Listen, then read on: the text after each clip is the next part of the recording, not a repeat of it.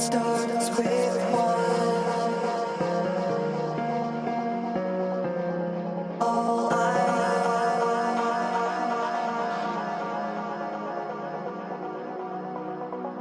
it's so unreal.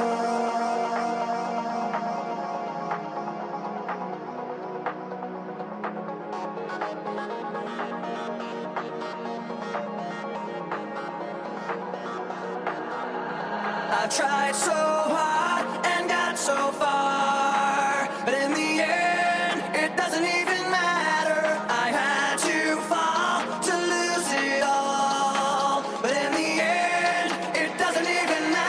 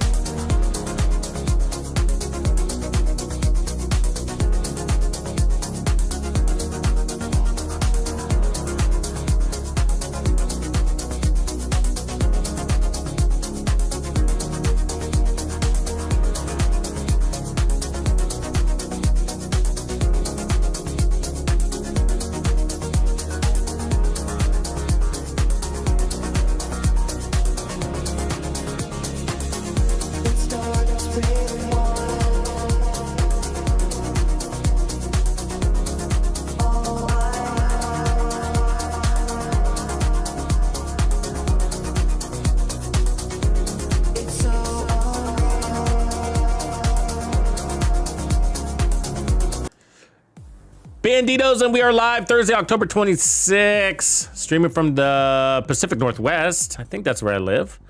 Yeah, that sounds right. Anyways, up here in Portland, Oregon, playing the Division 2, kicking butt, taking names, and today we are focused on this Tommy gun. Look at it. Isn't she a beaut? Look at that, solid gold, baby. Anyways, it's called a Born Great, so that's what the build lab is gonna be about today. Is it good trash? Is it amazing? But more importantly, can we make a build out of it?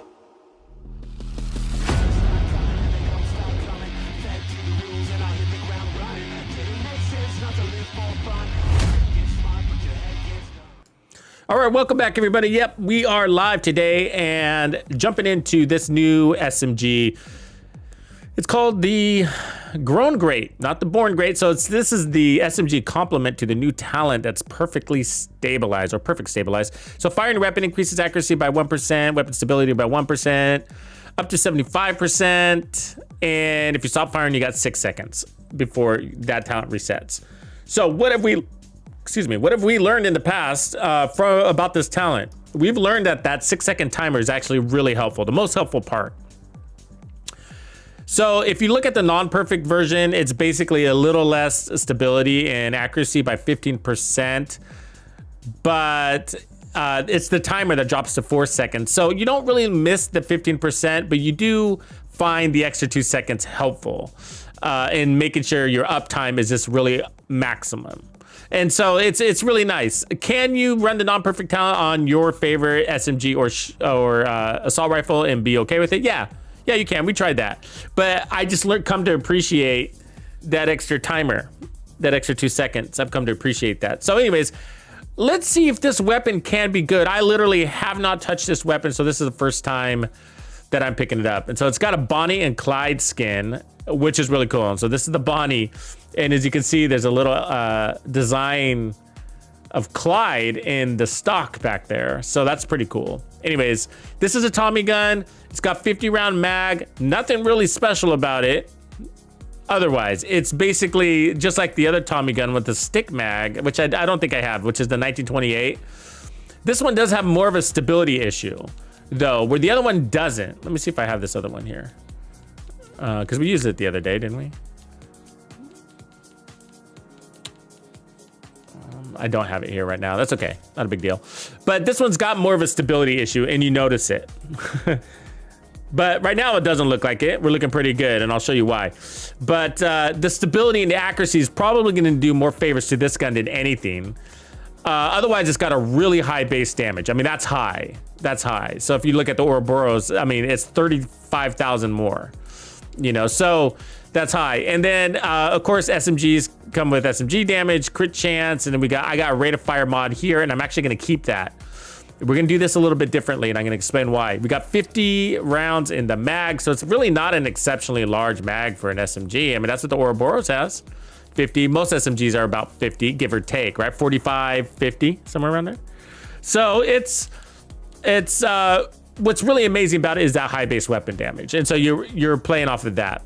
Anyways, crit chance is usually 21% when we're maxed out there. And then a lot of people put damage to targets out of cover for that secondary stat. But I'm going to do it a little bit differently here today. And so the reason why is because I learned a lot from the Born Great and how this thing is probably going to pan out. And so I'm going to try this first. But we're not going to play into crits. I'm not going to play into crits. This goes back to kind of where we end up yesterday's stream, which is like, you know, if you have this extra weapon handling and accuracy and stability, especially when you're playing at close ranges, what are you gonna do with it? Like, why do you want that? Why do you need it? Why not just put on killer or something else? So what are you gonna do with that? You know what I mean? And obviously we talked about this yesterday, so I don't want to, you know, be a broken record here, but you know, you're gonna be landing more shots, but at 10, 15 meters, are you really having trouble landing shots? You're not. At 5 meters? No. And you're playing with an SMG. So yeah, that's a reality. And the reality is that you're landing those shots already. So what is weapon accuracy and stability going to do for you at that range? Well, it's going to help you beam on the head more. That's what I would want to do with it. I got to apply it somewhere. And center mass is not sounding too interesting to me right now. And so I need to make this really applicable to hit the smaller targets at close and longer ranges, but this thing still has a damage drop off. So the longer ranges is also not sounding too interesting, but I should do better at reaching out to that 15, 20 meter mark. So that's what I want to do. I want to go into the head with this one, and I want to go all in on the head with this one. But because it's an SMG with a high base damage, which is, we're looking really good. I mean, it's stronger than the Born Great. Right? And faster, I might add. 950 RPMs. So, and that's a lot faster. I mean, it actually looks broken. Doesn't it? Yeah, that looks broken. Did anybody else catch that? Has anybody else caught that? Somebody chime in here. That doesn't look right at all. I'm serious. Like, I'm serious. Let's, it looks broken. 950 RPMs on a Tommy gun is not what it's supposed to be, right? Let's see if I can craft one. These guns are slow and strong, so that might be very broken. They should be 650 RPMs, unless they changed it just for this gun. So I use the M1928. It's the exact same gun as the M1928. That's a 650 RPM, I think. And I am running Striker, and I do have rate of fire, but it shouldn't push it to 950. That's insane. That's insane of an RPM. That's makes it the second fastest SMG in the game with the highest base weapon damage. Yeah, you don't care about the mod slots. Yeah, good question. Good point, though, Firebird TV. We'll talk about that. You don't care about the mod slots. It's a different way of playing into SMGs, and a lot of people overlook these older weapons because they don't have very few mods. But that high base weapon damage and the larger mags make up for that. So it's like it has a mag mod, but you don't need it. It's already applied. And then the high base weapon damage makes it so you don't really need crit chance mods, missing crit damage. And so it sort of just performs. Here, let me check out this other one though. But yeah, that's one. That's one, and I myself made that mistake. Like, I overlooked these weapons for many months, years, thinking like, oh, it's only got no mods. It's basically got no mods. It's just a skin, right? And so the other ones have one mod. And so, but I was like, yeah, no, I like my mods, right? And so sometimes, and the mods can do a lot for you, accuracy too, if you needed that. But once I realized that, oh, I get it. It doesn't need mods, because then it would be probably too much for the game, and it would implode. No, but that's his thing, yeah. So they're giving you a really high base weapon damage, and they already gave you a larger mag, so you don't need the mag mod. And the compensation is for no crit mods is the higher base. Anyways, so yeah, I use a 1928 for a long. I skipped over it for a long time and then finally used it and finally realized how good it was. Actually, for the longest time, the 1928 was my go-to favorite SMG. And the Tommy gun was something I never really liked. And I had tried it. I was like, well, if the 1928 is good and on paper they both look good, then the Tommy gun's got to perform the same, and it didn't. So here's this one. So look at it. It's 105 base weapon damage, so it's a little weaker, but maybe it's just on the setup that I have. But 600 RPM, 50 in the mag, and no mods also. Well, this one's got one mod, and it's on the mag. But let me just bring that over real quick. And then there's a Slayer at 250 RPM. Same gun. So super slow, but it's compensating there with a higher base weapon damage and a really stupid talent that makes the gun very hard to use. I don't have any other Tommy guns in the mix here, so the closest thing I have to match it up with is a Slayer, which is a weapon on its own, and then it's not exotic; it's just a named. But they seem to be like all over the place with this weapon, huh? Giving it all different speeds and shit. I mean, that one's a 250 RPM. What's that about? Anyways, okay, let's go back. I just needed that.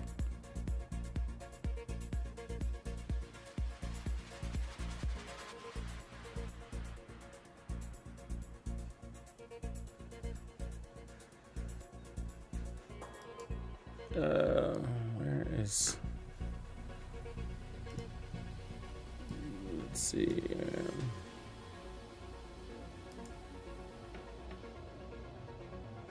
There we go.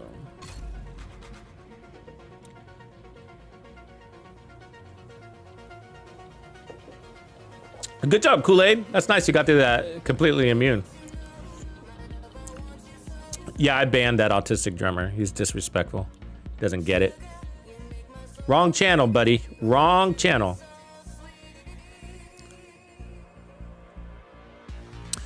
We don't tolerate bullshit on this channel. That's the fastest way to get the boot. You've been canceled. I don't fuck with you. I don't give a fuck. I got a million trillion things I'd rather fucking do. Yup. So let me load in here. Okay, so I just want to compare the 1928 amazing weapon. If you don't know about it, you should pick it up one of these days and give it a try. It's let's see here, and it's really easy to overlook it. And it's been in the game for a long time, so it's nothing new, right? Yeah, 147,000 base weapon damage. That's incredible. 690 RPM, and it is It's like I compare it to like a freight train because it's strong and steady, man. It's just steady. It's actually really good at landing headshots, even without any modifiers. But you're lacking mods. We did run it with Outsider last time. We came up with a whole build for it. So I've created several builds for this thing in the past over the years. It's an amazing gun, and it's just a different way of playing into your SMG. It's going for power and accuracy is basically what it is. Just raw power and accuracy. So definitely stronger than the Grown Grade, as you can see at 147. Lower RPMs, and so they're kind of balancing the scales a little bit there. So yeah, there you go. So anyways, let's give this thing a try. But I haven't figured out what chests I want to run yet. And so I did put Striker everywhere with headshot damage. And so we're gonna be playing real close. I do want to run Firewall, and we are going to be running the Striker shield so that we can pick up that extra damage there. And then I just got a fixer, but yeah, I got a fixer. We'll keep the fixer. I might use a decoy in a minute. We'll just do whatever. I was thinking about going Perfect Intimidate. We're still gonna have crits even though I'm not using crits, as you can see. The weapon, because the weapon comes with crit chance, so that's gonna be the differentiator here, is that one, it's gonna play real nice in close quarters, but it's also gonna come with a higher crit chance, so that crit damage plus the headshot damage is what we're gonna be looking at here. Now, we can't run a scope, and that makes me sad. It does. Because I love running scopes. Even on SMGs, I can run a scope. I put scopes on my MPX sometimes. Because 8X just doesn't feel too zoomed for me, and you get a free 30% headshot damage. So it just feels good. So I can go Obliterate because we do have some crit chance there, and if I go Cheska, that could help. But I think in my perfect scenario, I'd put on a Providence chest piece, not that one, but like a Providence with headshot damage, weapon handling. And again, I'm not running a crit build on purpose. So let me see here. We could also go Henry, but I'm not doing status effects, so I'd rather skip that. We got Sokolov, that might work. Well, it's got crits on it, so I want to avoid crits. I want headshot damage and weapon handling. We're doing it different. Yeah, where's my Providence chest piece? Do I already have it? So I'm looking for the one that I usually use with Headhunter on it and seeing if I can take off Headhunter. Providence, there it is. No, I can't, it's stuck. Okay. So, the Belson would work if we're looking for a regen, but I'm not. Okay, let's just keep the one I got then. So looks like we're going Intimidate here. And then let me take off that crit damage, and then we are gonna put on headshot damage. So the reason why I'm looking for a different one is because, you know, I could put on weapon handling there and headshot damage, and that's gonna give our reload, make our reload even faster. 1.8 seconds isn't anything to cry home about, but. And then let's pick on, and so I am, because I'm not running crits, well, I mean, I guess we could still run damage to targets out of cover. Let's go ahead and do that. Wait, I might have a better one to do that on. Hold on a second. That doesn't go against what I'm trying to do here. Let's do that one. And then I'll put on damage to targets out of cover.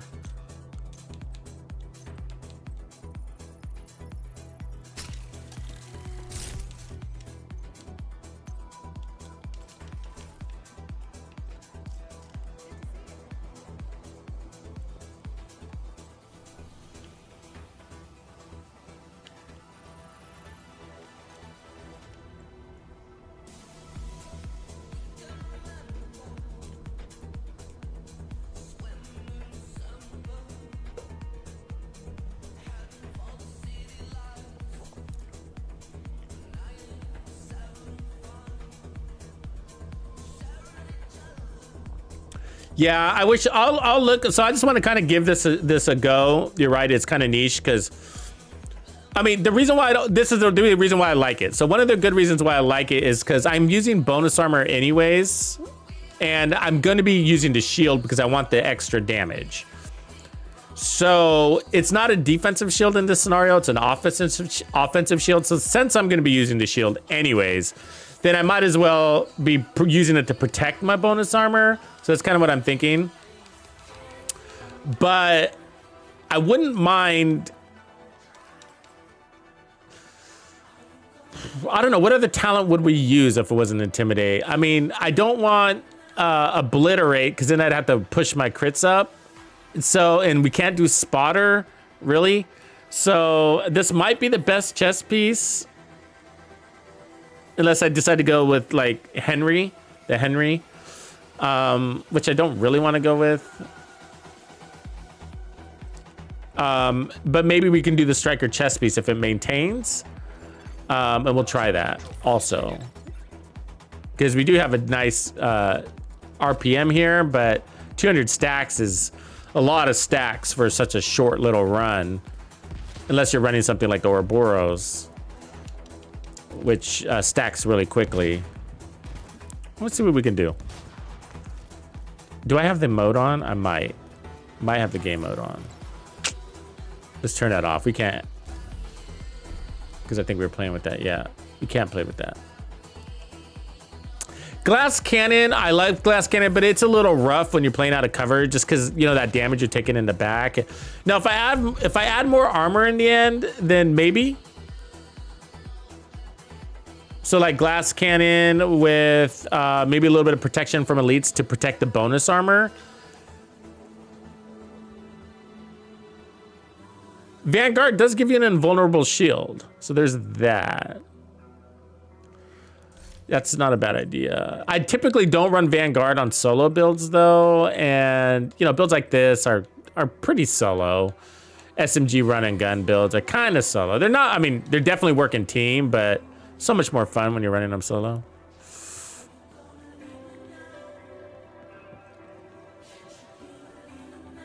That backpack skin isn't right, is it?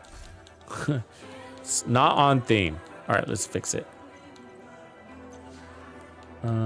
We need something early 20s. Do we have anything like that?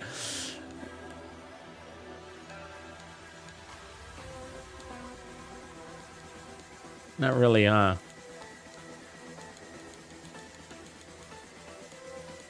Any? I mean, I could just run something, the technician back. I mean, I could just go whatever, but I'll just put on that one. Espinoza. And then take that off. Go agency color. Keep it matte. All right, and then we'll switch to back to Memento. And we should be good.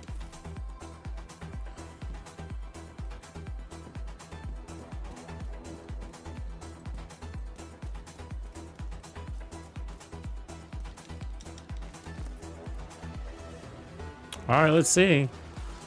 This is gonna be interesting. I gotta tell you, I got realistic, realistic hopes for this SMG. So you know what I mean? Like, I set my expectations a little low, so you know, okay? But just when we get a new weapon, I feel like it's my responsibility to find a build for us. You know what I mean? It's got to be, there's a build for everything. Even the shitty Sacrum Imperium's got a build, right? And so there's a build for everything. And it's just like, if you're gonna have the weapon, you got to try it at least once. And some people maybe will love it. That might not be you. Somebody might love it though. And I don't know if this is a good weapon, gonna be a good build or not. But if it is, oops, let's not get shot in the back first start. Then, is there somebody in here? Oh, there is. Shit, I didn't see you there, buddy. Oh my God, it's a bad start. There's a guy in the room. Ah, sorry, let me kill myself. I did not see that guy in there. Let me just kill myself. So Vanguard takes your armor and gives half of it as bonus armor to your teammates, but it also makes your shield invulnerable for I think like 5 seconds. So if you're running it solo, that's what you're after, is that shield invulnerability, which can be quite helpful if you pop in your shield in and out, in and out, in and out.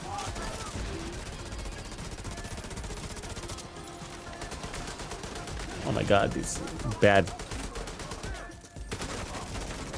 double reload. Do you see that? That's not good. Yeah, I knew that was gonna happen. So if you're a fast player, you get hit with this double reload a lot. And let me just kill myself. And it's deadly. Do you guys know what I'm talking about? So basically, like you can hit reload mid and then transition into a new action. So like reload and then switch weapons as an example. Ooh, that does feel good. Another example is, damn, we lost control of this control point.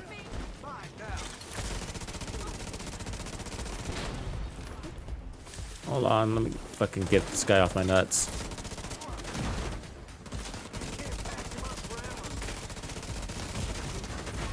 Yeah, I lost. God damn it. Hold on, let me kill myself again. Let me just reset. Completely lost control over this.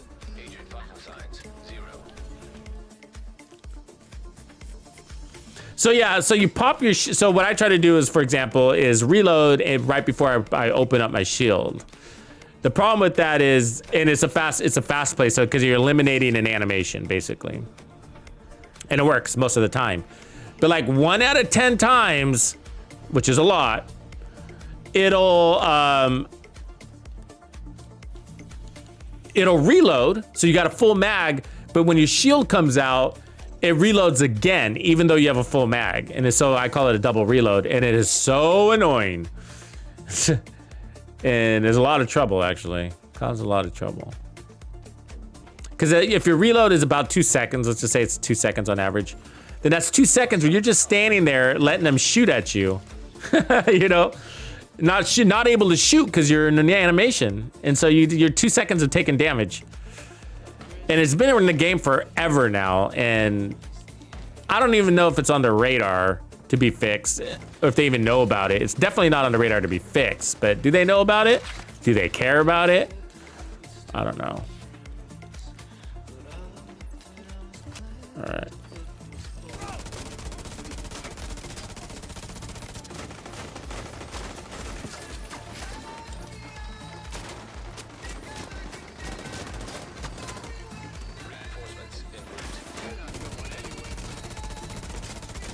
A double rifle again, huh?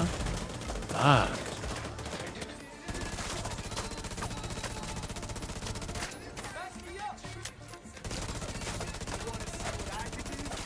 Can't see.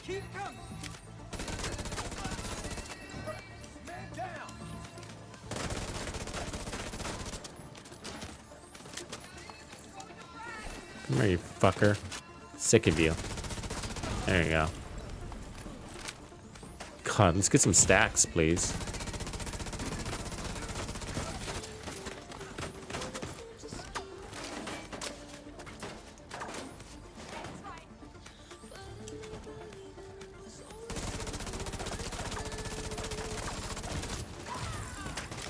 So we seem to still have full stacks. I don't know if they're the original one or not.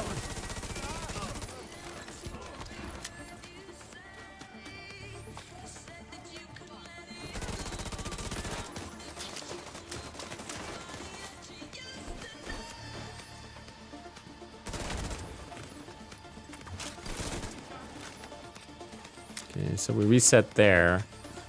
Doesn't take much, you know, just a short little jog and we reset.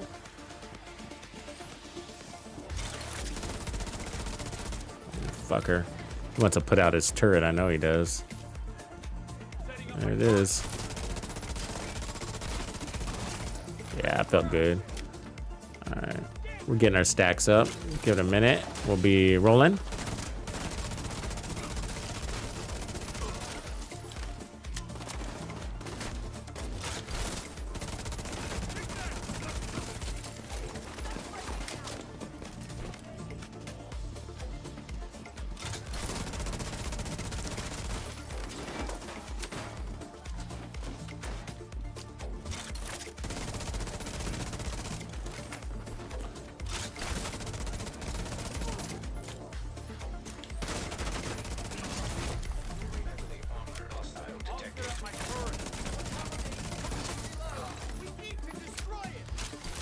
Where are they?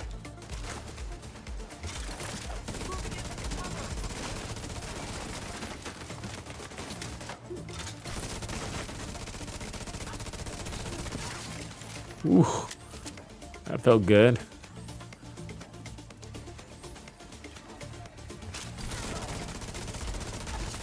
Ooh, 1.2 million.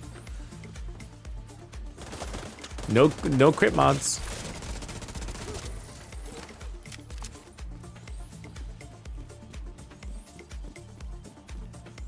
The only thing that's bothering me is, you know,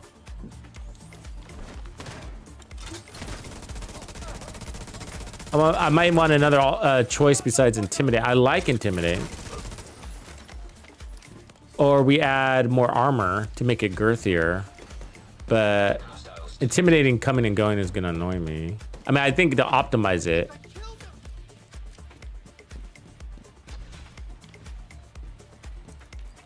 Probably want another armor core. That way, I'm thinking like being able to drop my shield more. I mean, look at that. Look at how fast we take that damage. I mean, that hurt.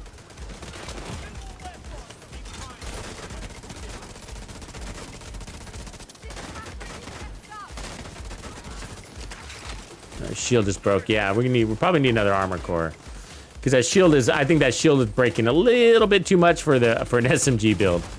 And now we're dead. Yeah, let me go put on another armor core. That's not gonna run. Agent down. Agent. What up, Street King?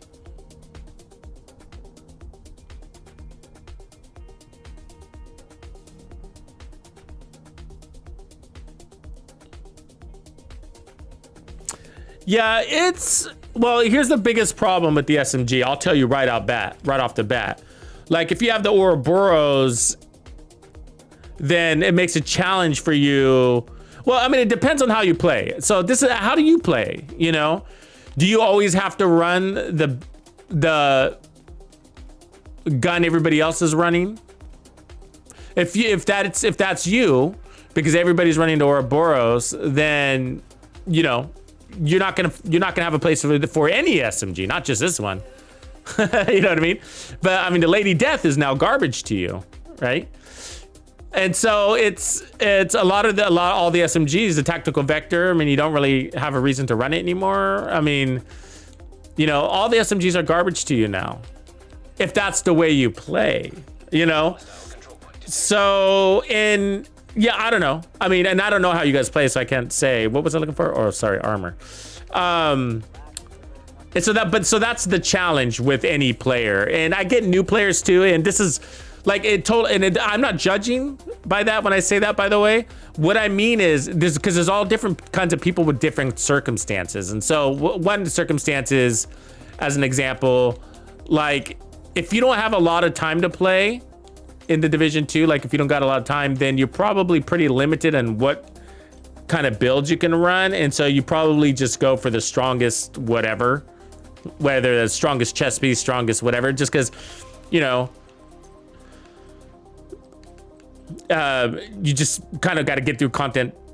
I don't know. You don't have the time to experiment or to play around or just enjoy different weapons, I guess is the best way to put it. But if you're anything like me, like I can't, even though I know the Ouroboros is the best SMG in the game, and I'm not going to say it's the best gun in the game because I've been seeing a lot of people on their hands and knees with this gun. So I think the St. Elmo's is the best gun in the game for general population, not the Ouroboros. So the Ouroboros requires you to play in a range that a lot of players aren't comfortable playing, and I'm seeing them die a lot. You know what I mean? But from a damage perspective, it's better. But from a survivability perspective, I see a lot of people on their hands and knees. And so that's, you know, doesn't make it. I think that the St. Elmo's is for general gameplay is probably the better gun. But, you know, does that make the M1928 and the Lefty and all these other close range shotguns and SMGs crap? No, it absolutely doesn't. They're different.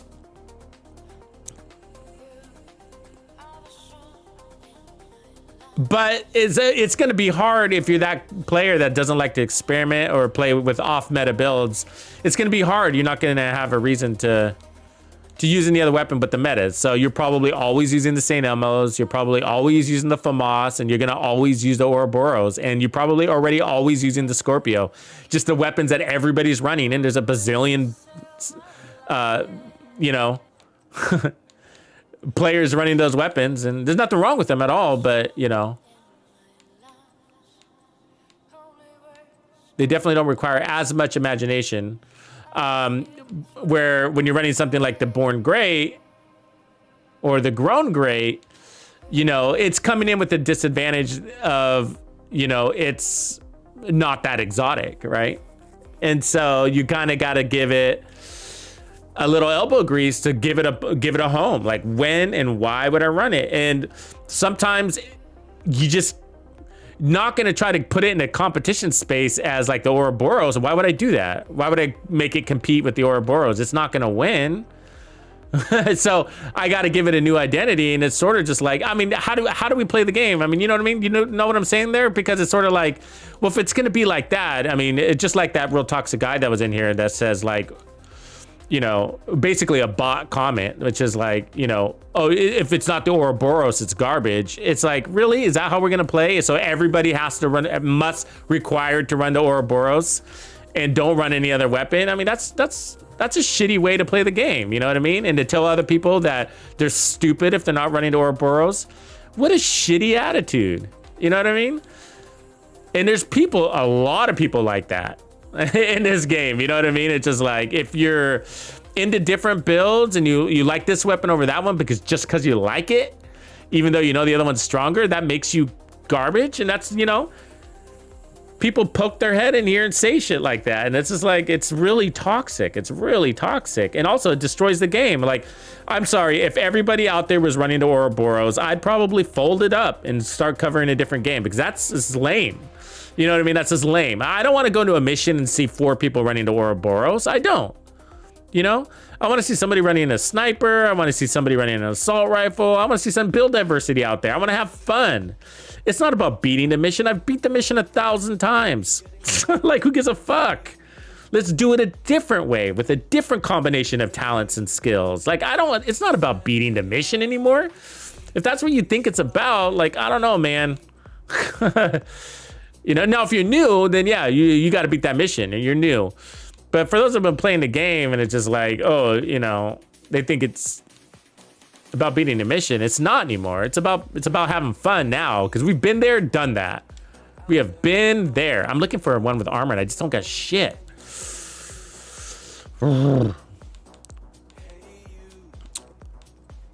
Well, the reason why is because it's a striker build with headshot damage, and so it's gotta already have headshot damage on it for it to work, and so I don't think I have that piece. You see that? And so I might have to craft another one.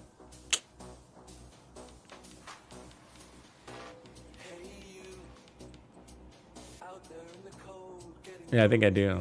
That sucks. I hate crafting. All right. And I feel like I've been doing it a lot lately. Yeah, no, there's a lot of butt heads out there. There are. I mean, and they're just so judgmental and toxic. It really does bother me. Like, it's just like, God, why can't you just stop playing this game? But I'm glad they have their own community out there, because they do. There's a couple of content creators that are really inviting and nurturing that negativity. And so a lot of them belong to those communities, and I'm glad that they stay in their corner for the most part. I guess let's try the knees. I mean, I just need one more armor core. I don't need a bunch of armor. So actually the gloves, because the glove was kind of partially rolled.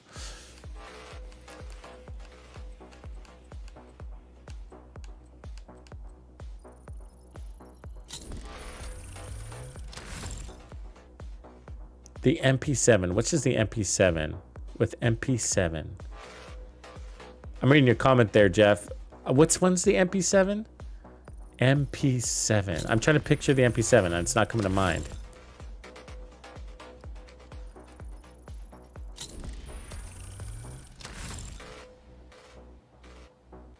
Oh yeah, I was gonna say, like, there was so much hate going around on the incursion. I mean, like, if you read the comments on incursions, any incursion, like, I guess I can take that one.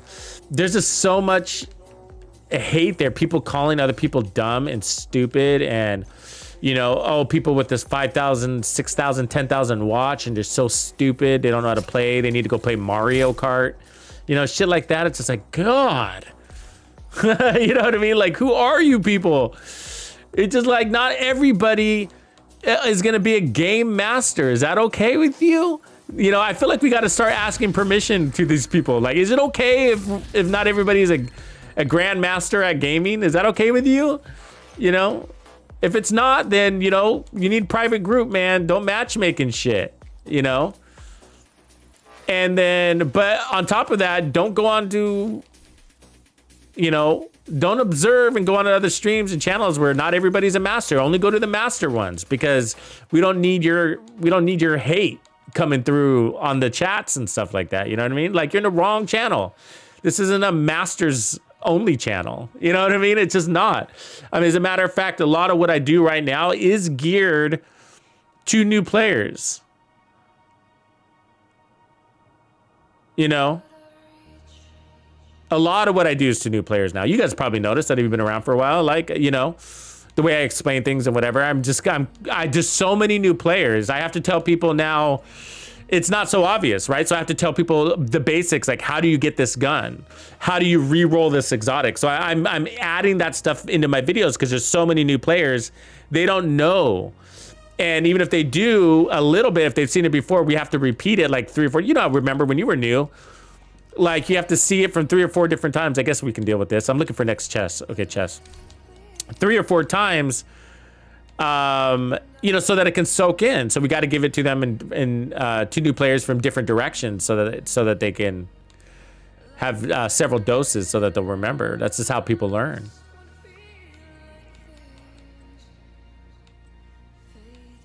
I mean, there's nothing wrong with this chess piece. I don't know. I just kind of feel like it should be running something different. I'm missing stats. All right, let's just go run it. Fuck it. Appreciate you, P-Dog. No, I don't think the Ouroboros gets nerfed. I think it needs to be buffed, as a matter of fact. That's what's crazy. It already got nerfed. So they are aware of its power. And they adjusted it already. So it's already gone through a world of nerfing. But I'm just at this stage in this game where it's just not okay to have a shit talent on a weapon. You know? Actually, you know what? I'm going to put a decoy. I think that's my other problem. And so that's the part that irritates me. That's what I mean when I say it needs to be buffed. You know, that talent is fine, how it's written. They just need to fix the way you get it, or its duration, or something. It needs to go on the full mag instead of just half of it, because it's just not there, right?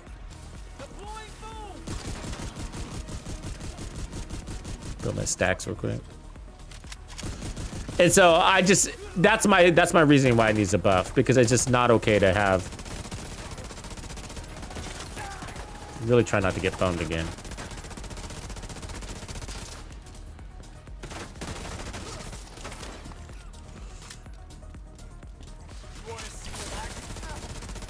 Good stagger.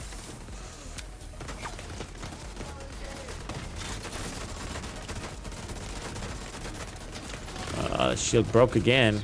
So we didn't want to see. Keeps happening. I need the right pieces, man.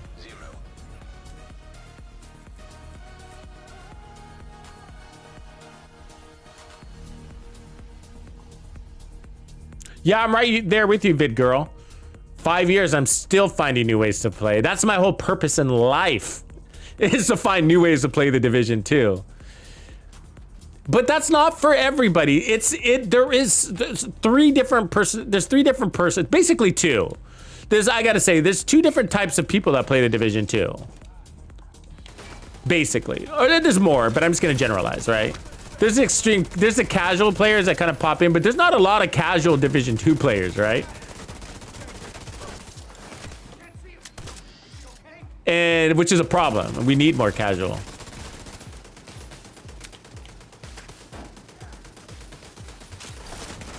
That's what the division's trying to get. We're trying to grow more casual players. But the problem is the build system is so complicated that it really pushes people out.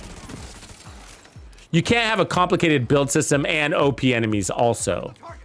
You know what I mean? It makes it into a nightmare, you know? So it makes it difficult to be strong, to feel strong, and then you got these enemies that are too strong.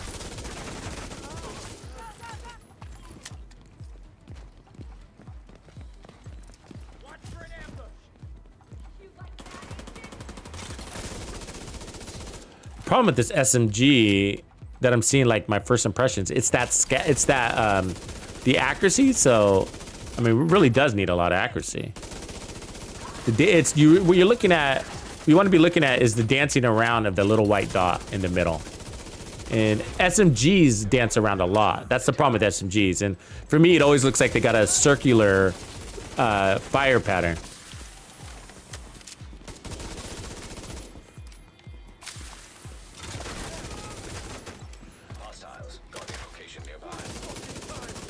And so what it's doing, how it's playing out and why it's something critical is that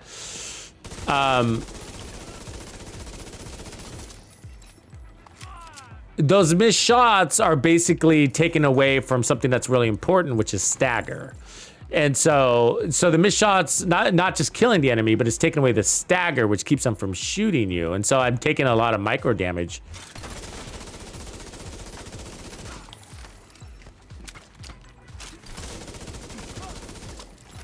And so it's still early impression though, so I might change my thoughts on that. Anyway, so yeah, going back to the players, there's several different types of players, but the two biggest groups are those that really enjoy the builds and like running a diversity of builds, and then there's the other players that don't. Just flat out, they don't. You know, their goal is, oh, I appreciate the cheer. The goal is to always run the best of that build, and that's it. And the best team combination and the best, just the best setups. God damn, how many times is my shield broken? Like, seriously. And I have a feeling it has all to do with those guys' stupid riot foam.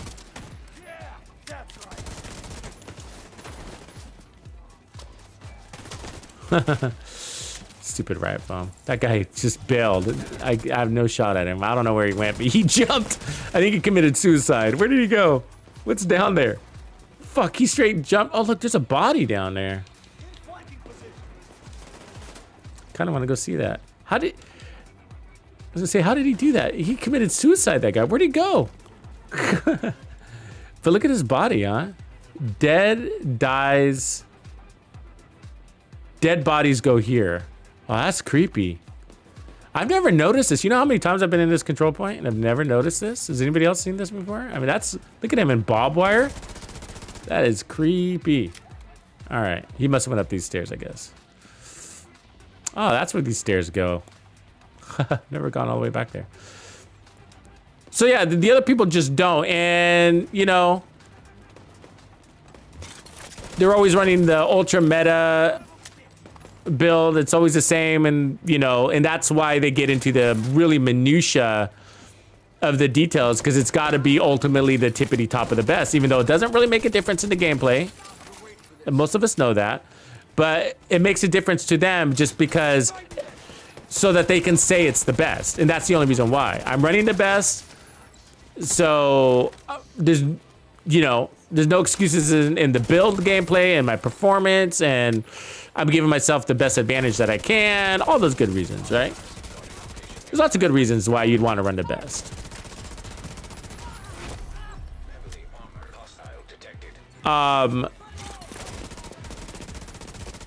But the reality is that for most, I don't know. How do I want to say this delicately? Like there's a portion of the players that have come to realize that it's more you than it is the build. That this game is performance based. It's not really build based as much as you think it is. And so it depends on the content, of course, to some degree. So yeah, I mean, and all of this has to be taken within reason, but like, the reality is that in a lot of this content, you can run whatever build you want and get the job done. Not all the content, right? But for the most part, like, so the raids require some recipes just because there's different specific duties related to the build that the build needs to be able to pull off.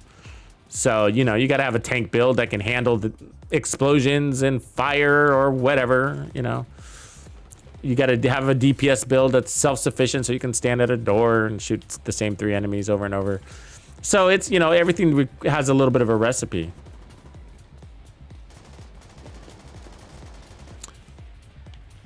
But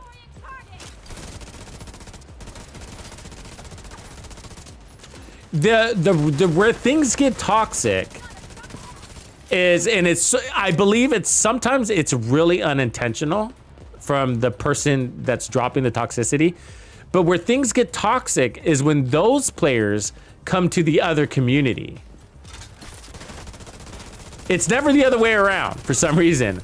So it's never the players that respect skill and talent is most of the game, and once you respect that, then you realize you can, it really doesn't matter, you don't have to run the meta build anymore, and you can run builds that you choose to run. And so once you realize that, then, you know, the game really opens up for you. But those people don't go to other communities. It's really rare.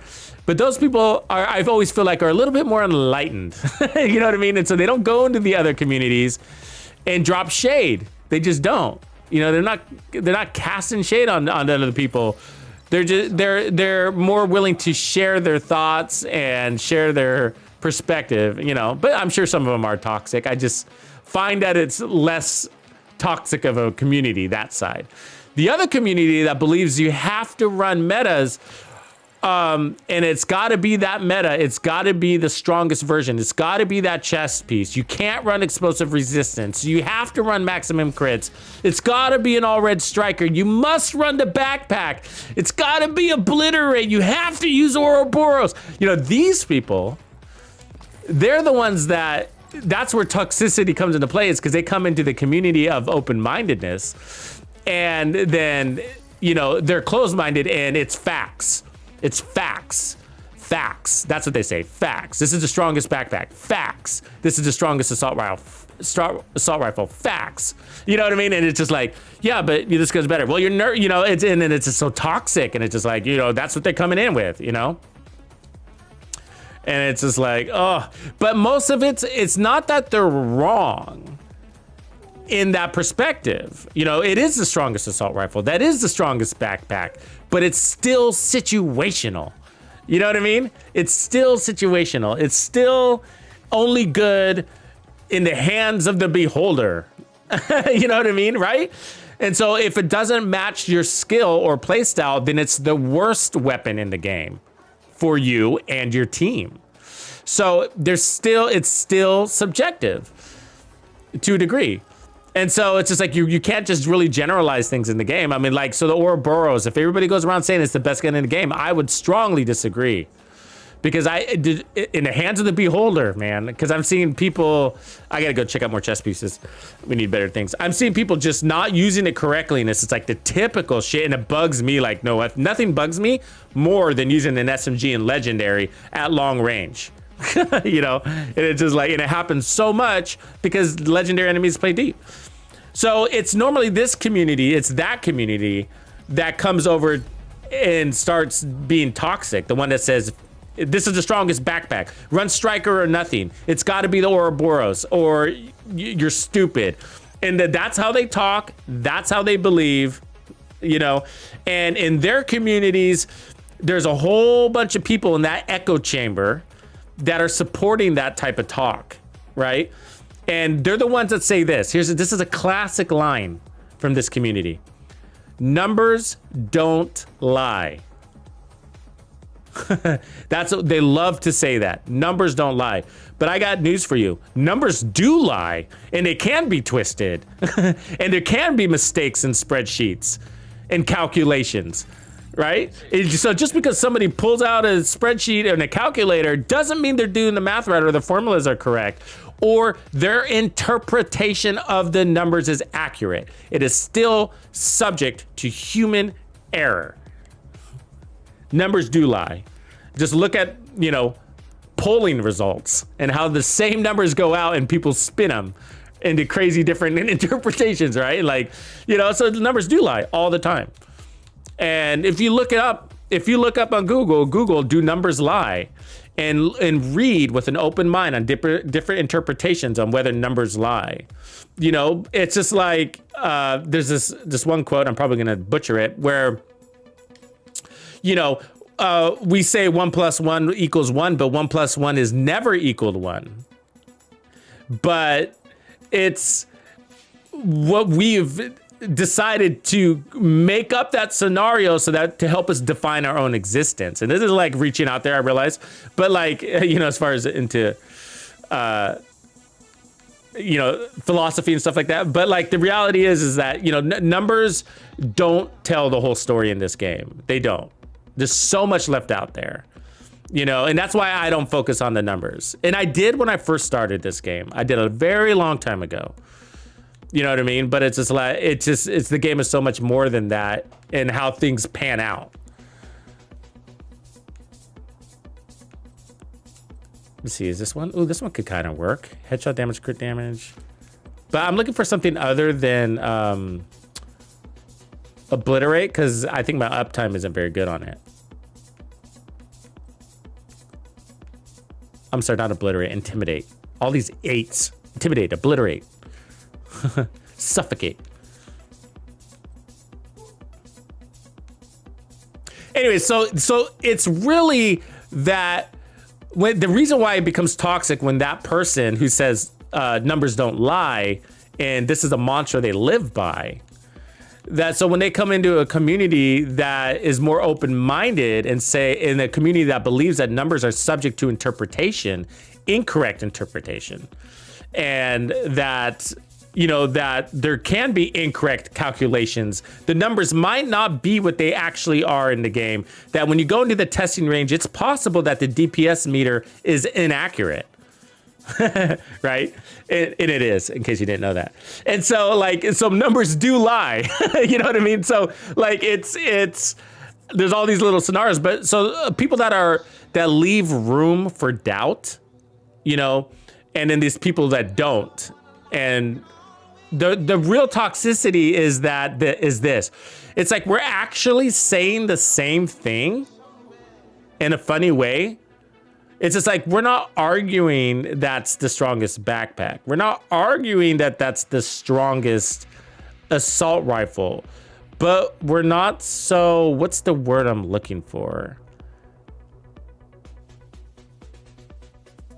I want to say an extremist, but that's not the word I'm looking for. Where somebody only thinks in black and white. It's like definitive. There's a word for that for a person that's already like, it's either black or it's white. But there's nothing in between. And that's really where the toxicity comes in. It's because it's like, well, it's because it's not that they're wrong and the other party, nobody's wrong here. You know what I mean? That's the thing. Just generally, I'm talking generally. It's nobody wrong. It's just a different way of interpreting or playing the game, appreciating the same game, But it's the fact that that person comes in with that no room for error. Not no room for error, no room for another opinion. That's where the toxicity comes in. It's just like, you're in the wrong community. That's basically it.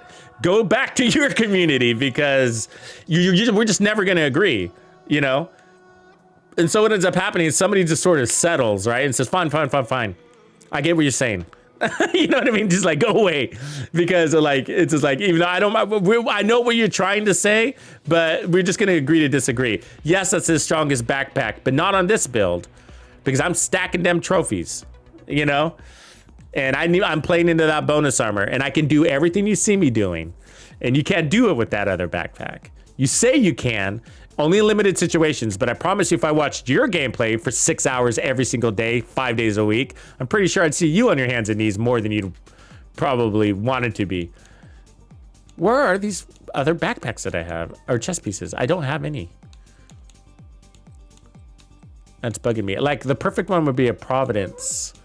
But I don't know what talent I want to run if it's not Intimidate, you know? Maybe we should go to the talent tree.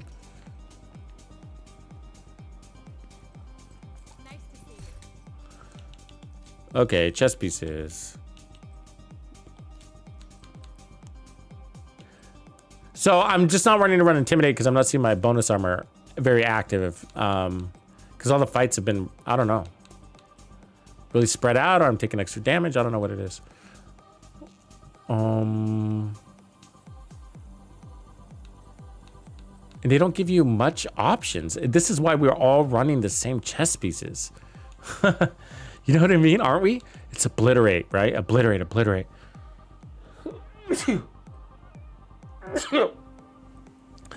It's obliterate, spotter. That's basically it. I mean, and that's why I kind of want Intimidate to work, because we never use it anymore. We used to use it a lot.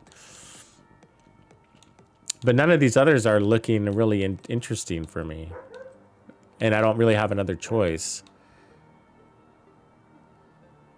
That sucks, right? I mean, I guess we could try obliterate. Boo. Good to see you. Absolutes. Thanks, Renclaw. That's the word I was looking for. Yes. People that talk in absolutes. It irritates me. It's just like, it's just, no. It's a big universe. You know, that's all I gotta say. It's a big universe.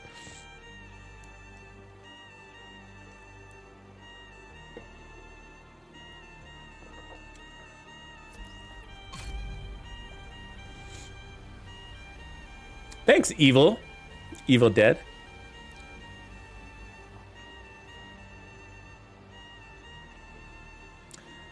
DUA Legendary Solo. Let me tell you, Josepha.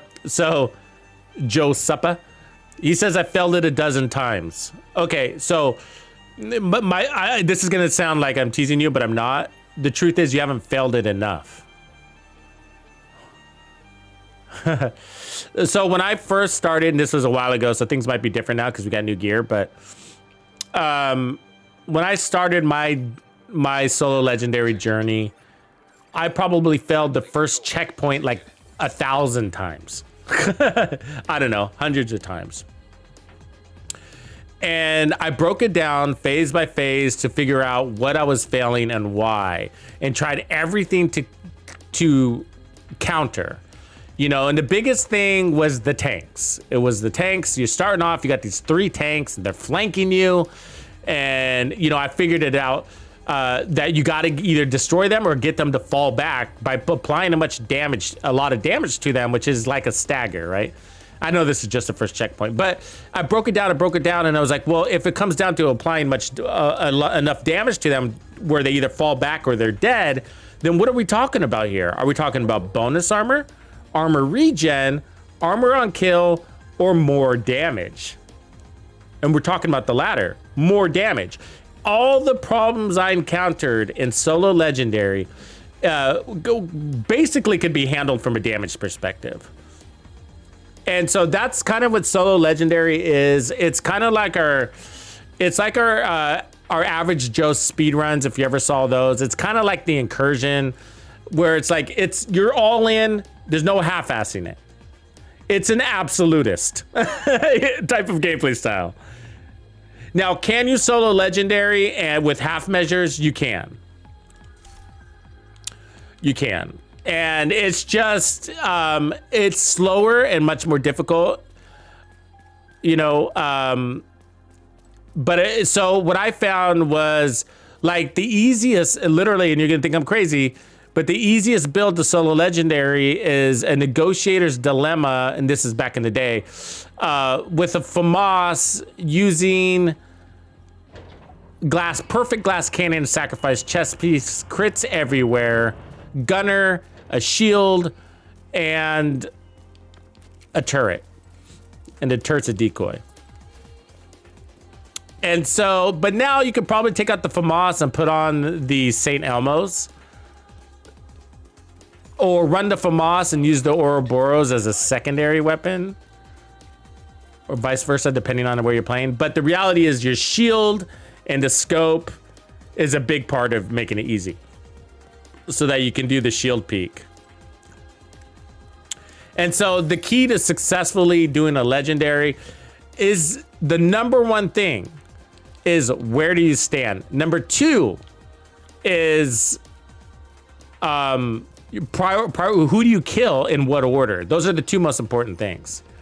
And then from there, if you just have the strongest damage build, then you're gonna be good, because the reality is with that strategy, you shouldn't be taking that much damage. If you're standing in the right place, you shouldn't be taking damage that you can't recover from, basically. And so, yeah, you're gonna get hit by the wrong grenade sometimes, and, you know, and take an extra couple of shots. Your armor's gonna break here and there, but you're gonna get your kills, and you can get your armor on kill, and it's all gonna be okay. And that has to do with standing in the right place, you know.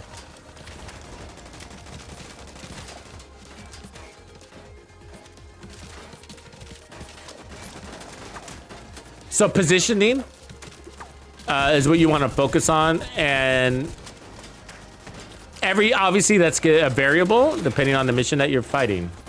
I need these guys to come into SMG range, because I'm not going out there with that. Look at me take damage while I'm behind cover. It's beautiful.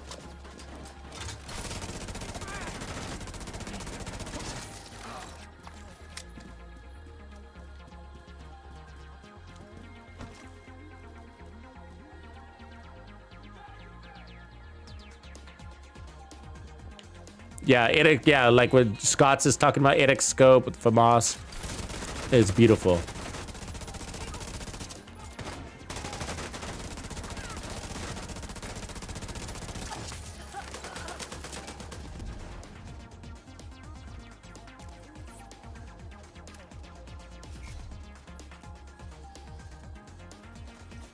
Yeah, and you can do the same thing with this striker.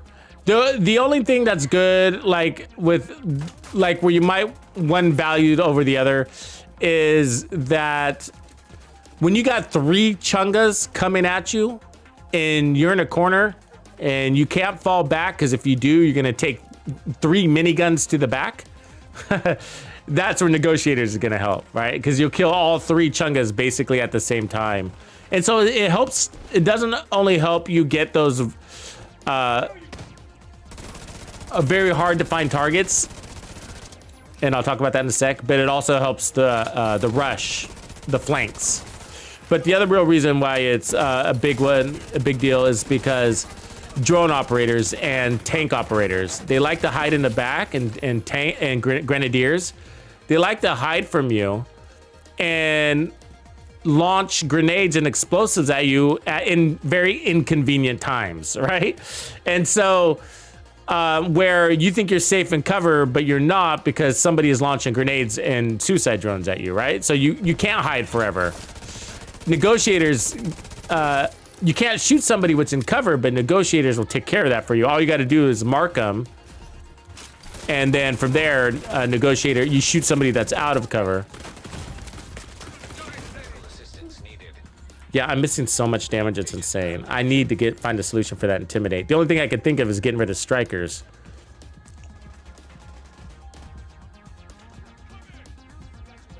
So what I'm talking about is, so intimidate keeps expiring because I kill an enemy, and then like 30 seconds later I find a new person to shoot. And so my bonus armor isn't there anymore because it expires every 10 seconds. And so the only time intimidate is working for me is when I got 6 enemies in my face. And I still gotta have bonus armor. And now I don't, you see that? So that means I'm missing that whole chest piece talent. And on an SMG build, that's kind of important. Especially when your SMG doesn't have a damage talent on it, right?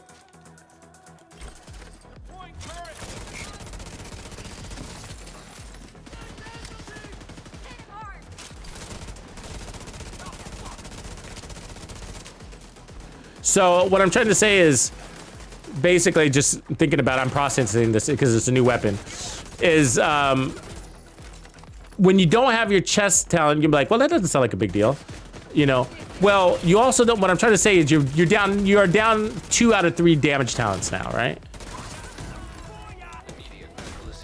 And so, because your weapon doesn't have a damage talent, and your chest doesn't have a damage talent, and the only other talent that's around is your backpack talent. Of course, there's damage on the build and stuff like that, but being down 2 out of 3 talents is kind of painful. And so, because this is an accuracy stability one, right? Which does mean more shots on target, but we could try an Umbra build. That would be fun. Ooh, let's do that. We haven't done Umbra in a minute. And so, so my challenge is that I don't really have another chess piece. There's just not a lot of chess pieces in a game that are really, you know, there's Obliterate, but it breaks my build strategy, and I guess we're gonna have to, because we just don't have any other options. I'm not gonna run Glass Cannon, not for an SMG. And you can, but I'm pretty sure I won't last long, and I'm already not lasting long.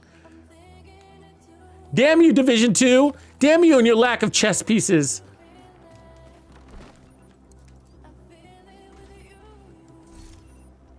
Legendary tanks.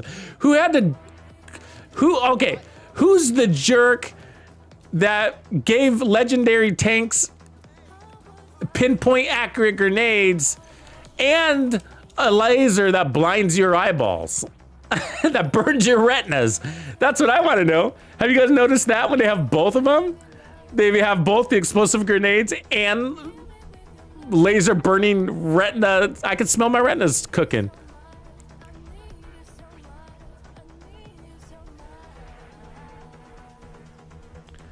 Oh, Montezuma, 3 years or more, bro. Oh man, it's a new game for you. Get acquainted. You get reacquainted. God, what advice though?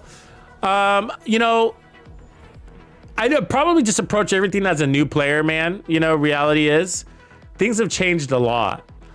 And the guy that's dying in this game, the one that's suffering the most, is the one that's just really holding on to the past, I think. You know, and so I think that, like, because you coming in from a place where things were way different back in the day, and we still have players that are on that mentality, and they're part of that toxic group usually that I was talking about. So there used to be when you were playing a game 3 years ago, man, this game was so hard. There was no legendaries, and the heroic was as hard as it got, and it was so hard, right? You'd have to have 4 players. You had to have a tank, a healer.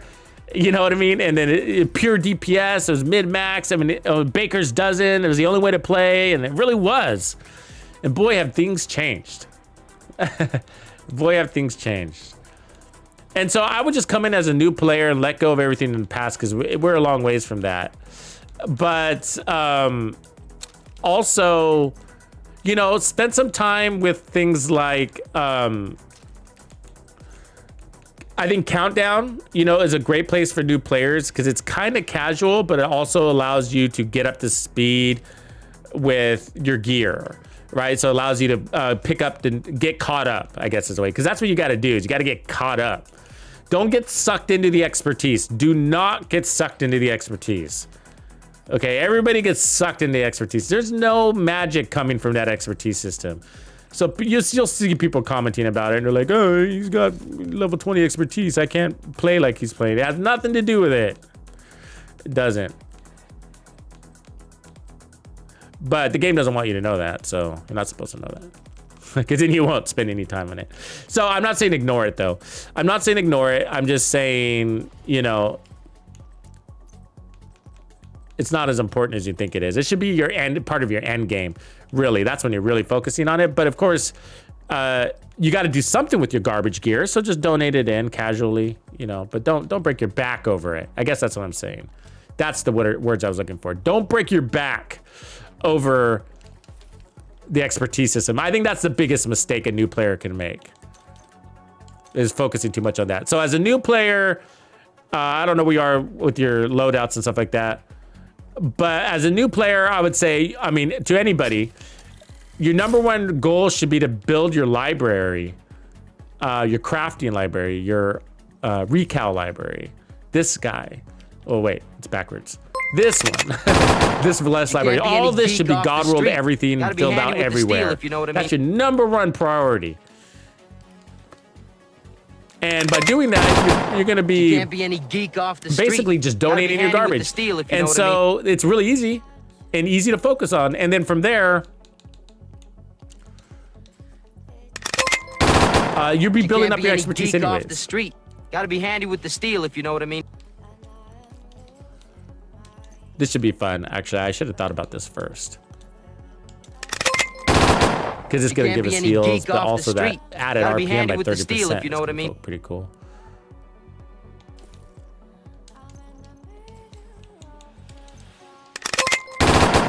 You can't be any geek off the street. Gotta be handy with the steel, if you know what I mean. Damage to armor is fine. Foxes we work too. Don't really matter. You can't be any geek off the street. Gotta be handy with the steel, if you know what I mean. Let's just get it to work first, and then we'll pick at it. All right. So that's two. It looks like 104% crit damage, but it's really 200. You can't be any geek off the street. Gotta be handy with the steel, if you know what I mean. Yeah, and the other thing, Montezuma, is get your watch to 1,000. So that was my big deal when I came back to the game. You can't be any geek off the street. It was really important to get my watch to 1,000. That was my grind. And ever since I got to 1,000, I never needed to grind anymore. So that's the grind. Get to 1,000, and then you have all your stats built up at the same time. So it's the easiest thing to do at the same time. You're getting all of the mods for your weapons by clearing general control points and missions and side missions. But mostly control points and side missions will unlock all your mods. They're RNG based, so they come out random. Gotta be handy with the steel, if you know what I mean. And then at that time, you donated in all of your junk into your library. And whatever's left over, you're donated into your expertise system. So you're building all three of those build systems at the same time while you're grinding your watch to 1,000. So all 4 of those things should be happening at the same time. And by the time your watch is at 1,000, you're good to go. You're good to go. Oh, appreciate you, fanboy. Or Lost Soul and fanboy came in at the same time. Appreciate that sub with the prime. Okay, so I think this is cool. So we get crit chance, reload speed. That's amazing, by the way. And then we're gonna get 30% RPM. We're gonna get 100% crit damage, and then we're gonna get heals, which is equal to 8% armor regen in and out of cover. That all works. I'll show you that later.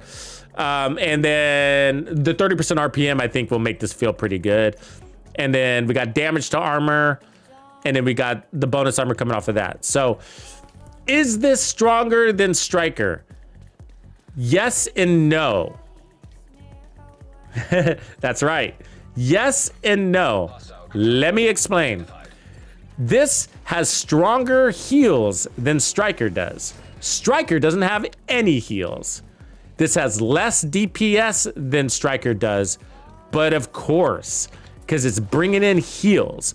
So if you had both, if it was Striker, if it was stronger in the DPS and stronger in the heals, it would be the only thing people would be running. And you can't have that. So should you be comparing it against Striker? No, you shouldn't. So it just comes down to what you're looking for out of your build, and that's the right solution. Whatever it is you're looking for, go for that. You know what I mean? So if you're looking for the best DPS and you don't care about heals, then this is probably not for you. But if you want your weapon to feel better and you like playing into RPMs, then this could be the gear set for you. If you're looking for 30% reload speed because your reloads are getting you killed, then this could be the best build for you. If you want good heals, this could be the build for you. You know what I mean? So, or if you like a balanced build, then this could be good for you too. I like this one because it is a little bit more balanced. Shield broken again.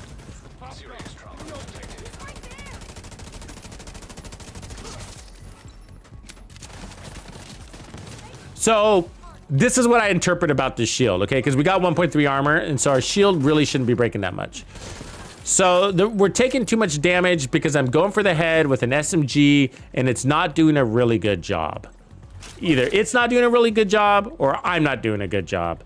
But I gotta say, it's not doing a really good job. Not that I'm like the king of headshots or anything like that, but that's because we were just doing this with the assault rifle. So what's the difference between the assault rifle and the SMG? Shouldn't the SMG be doing it better?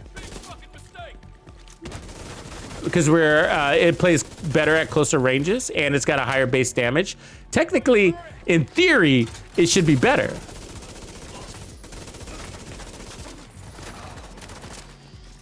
But the shield keeps breaking, which is a sign that I'm taking too much micro damage. And why am I taking micro damage? Because I'm not staggering. Why am I not staggering? Because I'm not putting enough damage down in this little tiny time frame that's required for stagger to kick in. So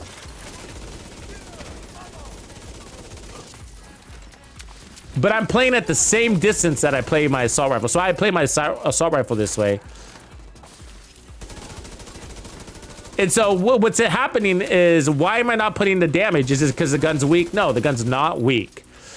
The problem is I'm missing too many headshots. Now he's standing still. So that's not a moment of a good example, but it's the fire pattern of an SMG, basically. It's how it kind of circular.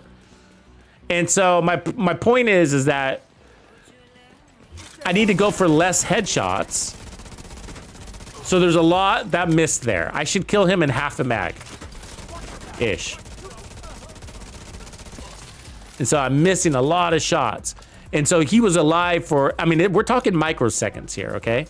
But microseconds too long. And in that microsecond, another enemy is starting to shoot at me, or he is. And so that damage adds up and it turns into a broken shield at the end of the day. Or no more bonus armor. And that's why Intimidate wasn't working. Is because, I mean, there was the whole, it was timing out because I had to go find the enemy thing. But there was also the micro damage that I kept taking because the enemy is alive just a fraction of a second too long. And then another enemy starts shooting me. And so you see that stagger right there? So you're looking for that stagger, but look at all the shots that I missed after that because he wasn't dead yet. And so you want to kill him obviously as fast as possible, but it's not because the weapon is weak, it's because I'm missing too much in the headshots. Because the SMG is not doing a good job about landing those shots because the way that little reticule jiggles, you'll see it. Watch the jiggle of the white line. Do you see it? Those are missed shots. Let me show it again. I'm gonna try to show it again without being dead. Hold on.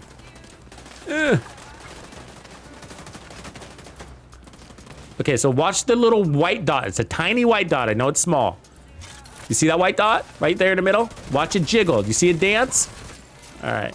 And so that's basically how close I have to be to land the most amount of shots. But if that enemy moves just a tiny bit, those all equal misses. And so where the assault rifle does it jiggles a lot too, but it jiggles in a different pattern, right? SMGs are kind of circular. It's random, but kind of circular. Like if you look, the chameleon's a real obvious one if you look at the chameleons. Anyway, so I'm basically outlining his head and not hitting it. You know what I mean? Now, of course I'm hitting it, but there's just way too many misses. Now, when they're really close, I'm obviously landing more shots, but again, if he moves just a little bit, all of a sudden I got half of my mag ends up being a miss.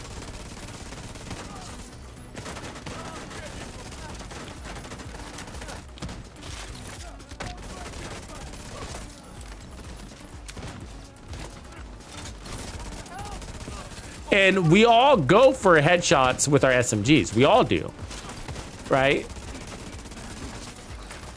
But I'm going for more. I'm trying to, because again, why would I run this SMG? Why? Because it's got more accuracy. Okay, but what am I gonna do with it? Shoot it more accuracy center mass? Do I really need that? I mean, there's a big fat target standing in front of me. I don't need that. Either do you. You know what I mean? And so, what am I gonna do with it? Well, I'm gonna try to shoot him more in the head, but look at my mag. 270, I mean, my ammo, 273 rounds left after that control point. I don't know if I started with less, but I don't think so because I came out of the castle settlement, so I should have been full. But I would think I would have more ammo than that. Let me just put it that way. At the end of the fight, you know, maybe at least 400 rounds. I'm not saying I'd be full because I wouldn't.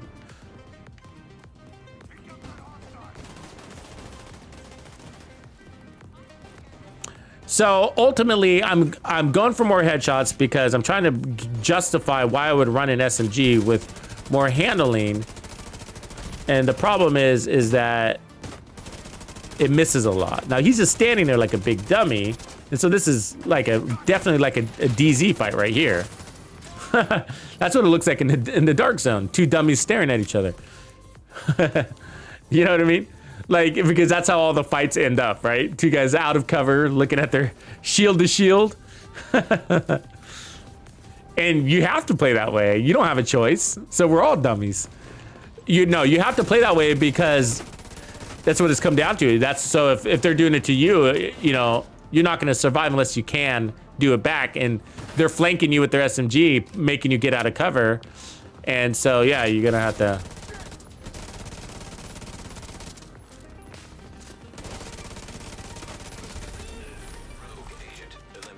Hey, has anybody figured out, is this, are the SMGs glitching in the station, in the recal station? Because we might be better off with this talent on a better SMG, I guess is my point. And I don't know which one. I don't think you want to go fast, though. Too fast. I mean, fast is okay. So we're not too fast, but I don't think I'd put this on the Vector, you know? Because again, you miss just for a little bit and there goes your entire mag at 1400 RPMs, right? So like, you know, we can't afford, you wouldn't be able to afford to miss. And so we talk about this on this channel. So for most SMGs, like if you want to test out a good SMG build, you want to see how fast it does center mass with its killing. We talked about that with the little tactical vector.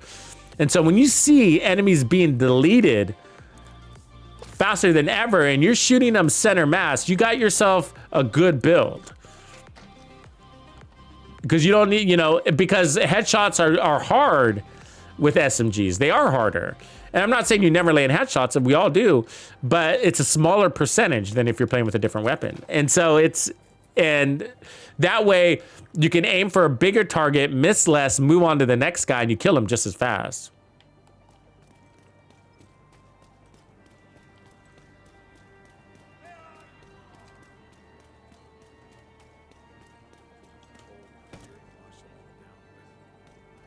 Umbra is a good build set for new players, by the way. Somebody reminded me of that once.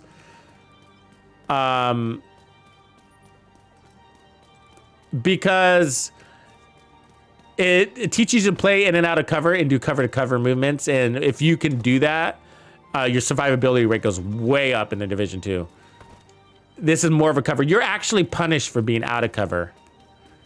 And they punish you. That's what it's all about in this game. They love to punish you for being out of cover. That's why the melee hurts so bad. Okay, so let's see. Okay, we're gonna do some damage testing here.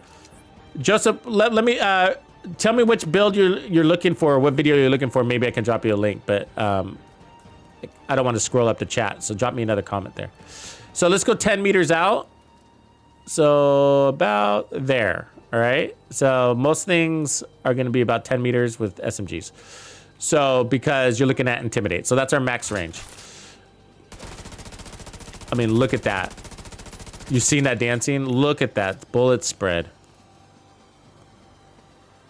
So, and imagine a moving target, right? Imagine a moving target. So there's no way you're gonna stagger at that distance. There's just no way. I know it might not look that bad, but that's pretty bad. I mean, you want it, an assault rifle would be a little bit closer to that. Let me see if I get that. I know it's not a perfect test because we're kind of at an angle here, but yeah, about 10 meters, all right.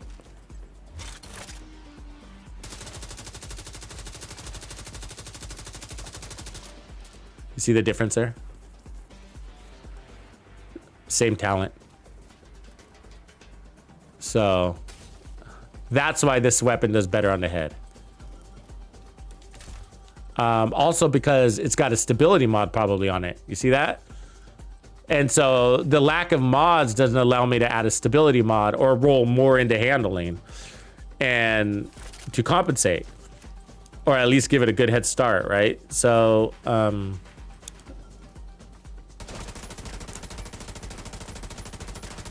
I mean, that's Girls Gone Wild right there a little bit. Let me completely let go of it. That's insane, right? All right, now let me ADS and then completely let go. A little bit better, but the stability's fine. So it's not the stability we're talking about, it's the accuracy. And I used to get this wrong too back in the day, okay? So I used to think the accuracy had to do with a weapon sway. You can combat weapon sway in this game. Oh, I've been meaning to do that video. I forgot about that. You can combat weapon sway in this game. I don't know if you knew that, but you can. It's most obvious in snipers and probably most critical in snipers. But anyways, accuracy is literally that little tiny white dot and how much it jiggles. It's not the stability, so it's not the rise of the weapon. So stability usually plays out like this, right? Okay, but accuracy you can have perfect stability, meaning the weapon can stay still, but that little jiggle of the dot, that's what we're talking about this whole time. It has nothing to do with the stability. It has to do with the accuracy. And so what is that at, like 8 meters right there? 7 meters? Basically between 6 and 7 meters. And that's with me controlling it. Okay. Switching, same distance. I know I'm zoomed in, but that's just a scope.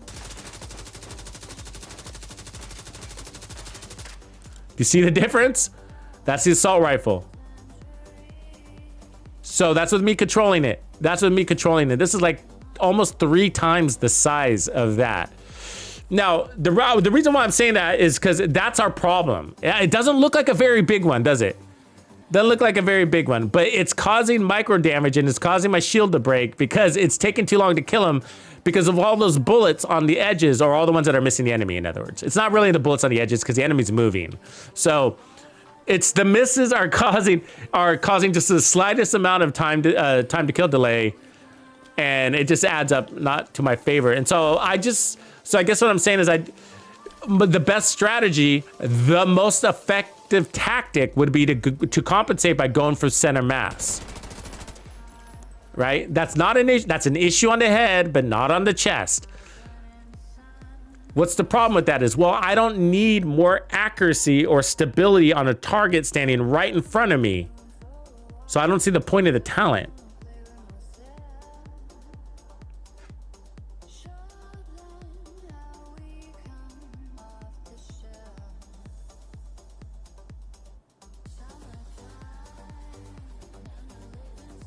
Yeah, so you get what I'm saying? Like, I just don't see the point of the talent.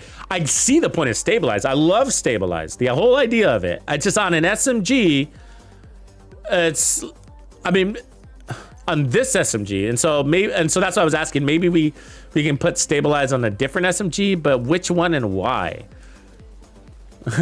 I mean, actually, the 1928 would be probably a more suited weapon for this. I like the way this one looks, though. I love that gold skin.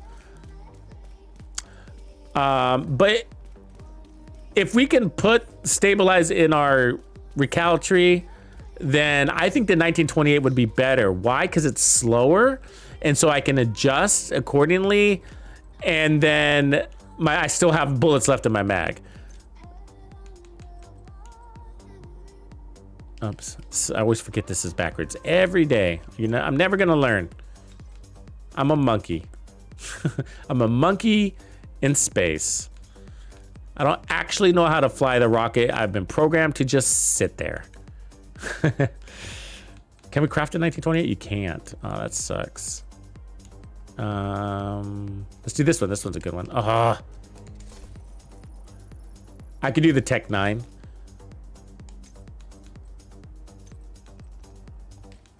because it's kind of a little bit of a laser beam too.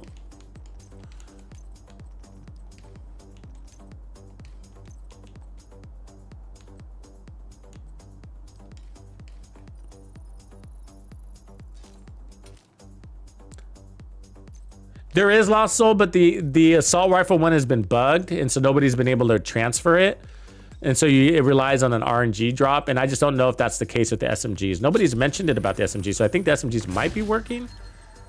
But so all we're looking for is just the talent, and then we're gonna try to donate it.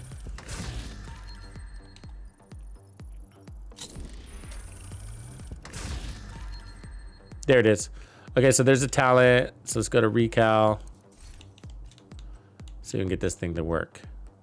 Library.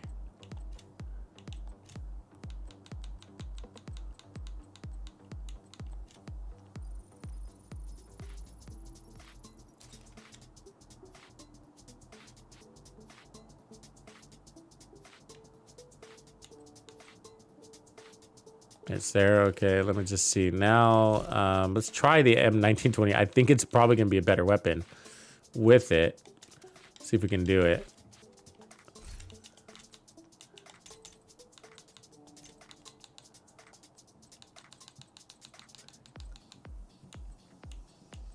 Yeah, I might have just ate it. Nope, steady-handed is there. Yeah, it just ate it. So it's glitched over here too. So that makes it a pain to test. Well, I guess what I can tell you now is just first impressions. Yeah, do you need me to explain it to you? Do you guys get it? Because I think I just covered it, right? So first impressions, I don't see the logic behind the weapon choice. It's typical Division 2. Does that surprise you? It's super typical. It's super typical. They do that all the time. I feel like it's so random. They put the perfect talents on the most random things, you know? And so the Grown Great, the SMG has never really been that good. I've never liked this SMG. And I feel like it was a slap in the face when they gave us the Slayer. They were like, we know you don't like it. Here's a joke of a gun. Love the skin that they put on it, though. It's a sexy looking thing. But yeah, it never was good. And I did try a long time ago when I realized how good the 1928 was. But when I put on its cousin here, I realized that this gun is nothing like the 1928. They're nothing like each other, apparently. So, which gun do I have in my hand right now? Okay, the Tommy. So let's compare it. So we see the damage is different. The RPMs are way different. The slower RPM is actually what makes the 1928 good, and it's a lot stronger. And so you'd think the Tommy would have a bigger mag, but it doesn't. But it doesn't. It's just a higher RPM and a little worse accuracy. Faster reload, though. That's good. Anyways, I've never really liked the weapon, and the talent didn't make it any better. And, you know, again, you want to try to give Perfect Stabilize a purpose, and that purpose for me would be more shots on target to the head more often, if not all the time. And it just causes a delay in your time to kill on an SMG and leads to you taking the more micro damage than you like, and it just makes your fight harder. It doesn't mean you're not going to finish. It doesn't mean you're not going to kill everything in your way. It just makes your shield's going to break more often. You might need to fall back and cover more often, you know, rely on your armor regen and bonus armor too often and all that. Your time to kill just goes up. It's longer time to kill. And it all has to do with the accuracy that we were talking about. It's the biggest culprit to it all. And because the weapon doesn't really have stability issues, it has more of accuracy issues. And of course, distance. And this isn't helping us at distance.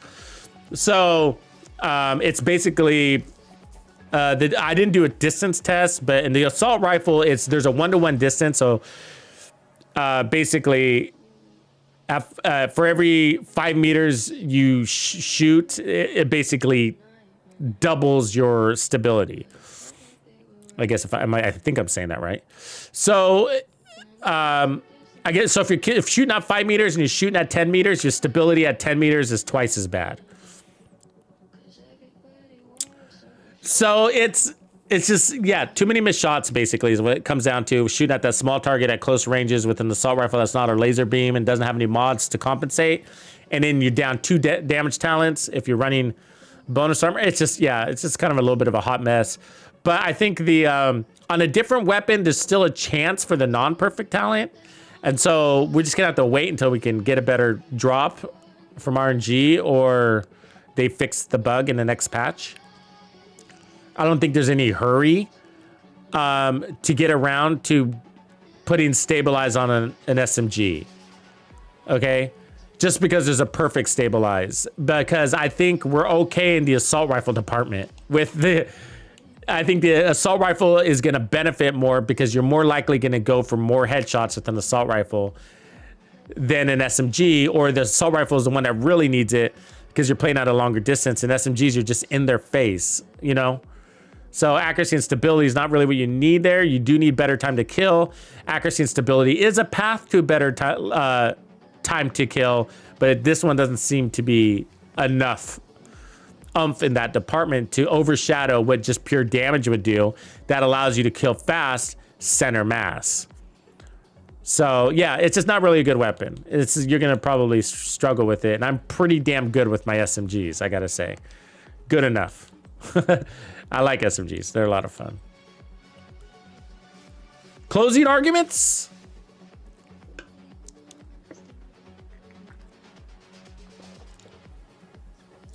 You're on the Evil Box, the Xbox too, huh? Evil Dead? Good. Good. That's the right choice. Yeah, there's definitely weapons that, yeah, the ACS-12. Do you think they're not gonna, they should open up the talent to all weapons, right?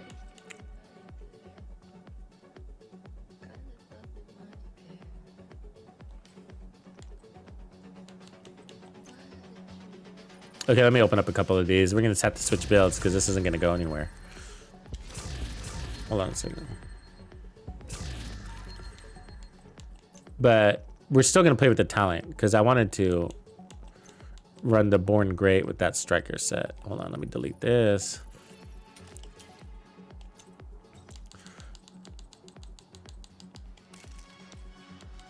I think my stats are right.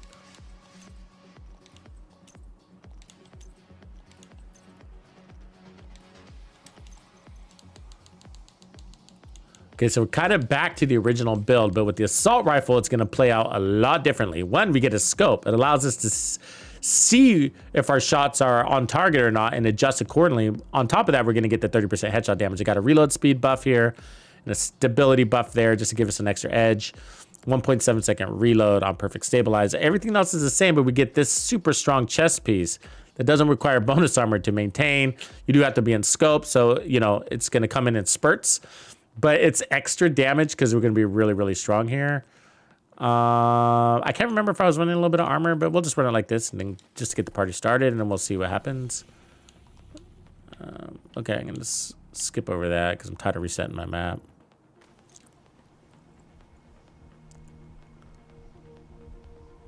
Ooh, double exotic drop. That's rare, Vid Girl. Congrats.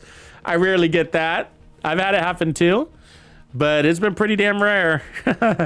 In all my years playing in Division 2, it's probably only happened once or twice. Maybe 3 times.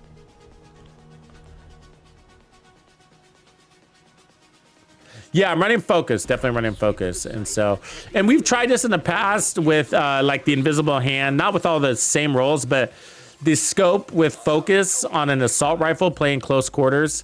And it turned out to do better than things like spotter and stuff like that, even though you're going in and out of scope. And my logic says, like in theory, not practice, my logic says, oh no, I wouldn't run perfect focus like this. Run and gun, perfect focus, no. Because I'd be breaking scope, it just doesn't make any sense. But in gameplay and practice, it surprises you how much, even if you're not at full, it gives you a lot of edge to get that kill as it's rising, and especially when there's 2 or 3 targets that are next to each other.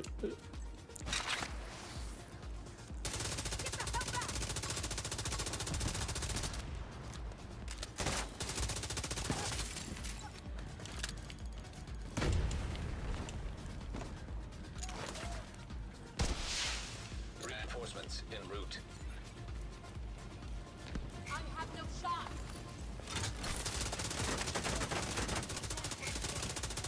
Nowhere to hide. This girl's always my nightmare here. She loves to torture me with her dance moves. She's got good moves. Let me get my stacks. See all that dancing she does? She's all over the place. What did you do? You too, huh? Do you see how the scope really helps you kind of zone in a little bit?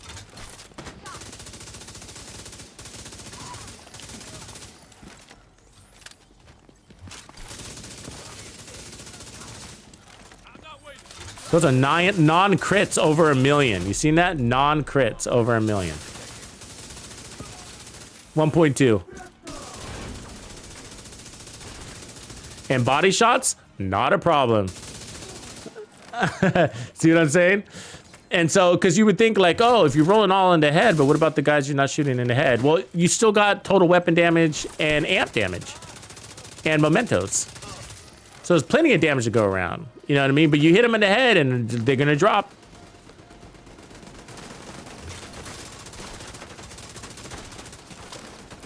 Real fast. Somebody's still alive somewhere. I guess I should have got ammo.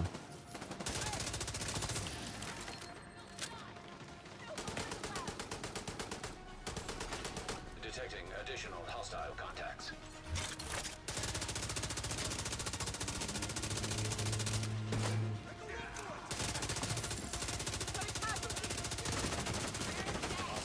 Starting location nearby.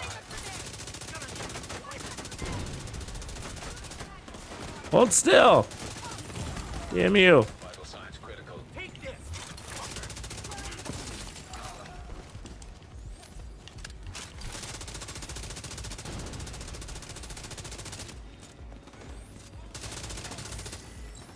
Where'd he go?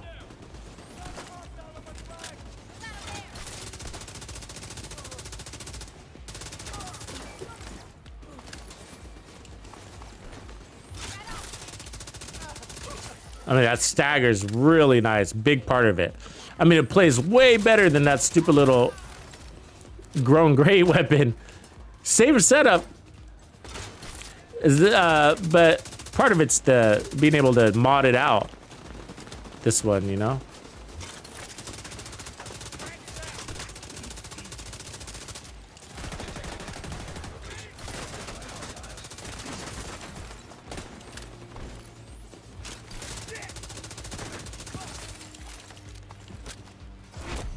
Heavily armed hostile detected.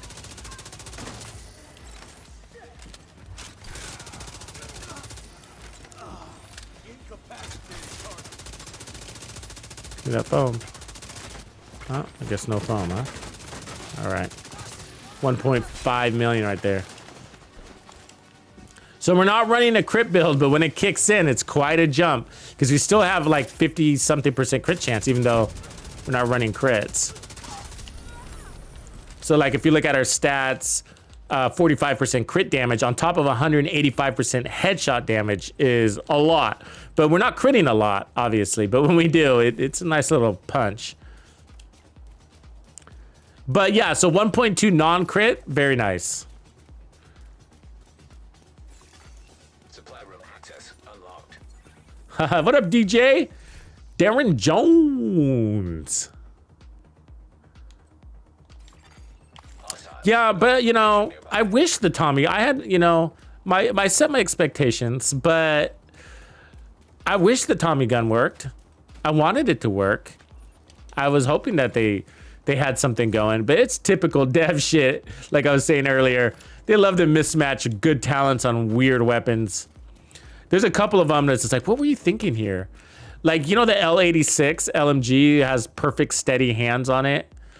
And the problem is that the mag on the L86 is so small that you end up reloading before you get your free reload. And on a perfect steady hands, like you'd be better off with a weapon that had a larger mag on an LMG so that you could get your 100 stacks before you get the free reload. So it's sort of, it helps you skip every other reload, but that doesn't allow you to skip every reload in the sequence, and that's kind of annoying. It's like, what a waste. You coulda, you shoulda, and you didn't. Damn you, devs. Damn you all to hell. Metafina.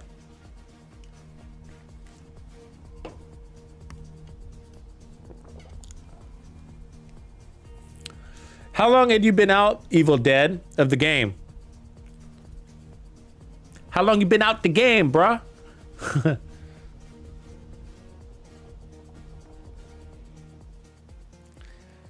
I was just talking to somebody else that was on stream who was out for 3 years. I was like, oh man, I don't even remember 3 years ago. No, I do. It was a long silence. You guys remember 3 years ago? Boy, oh boy.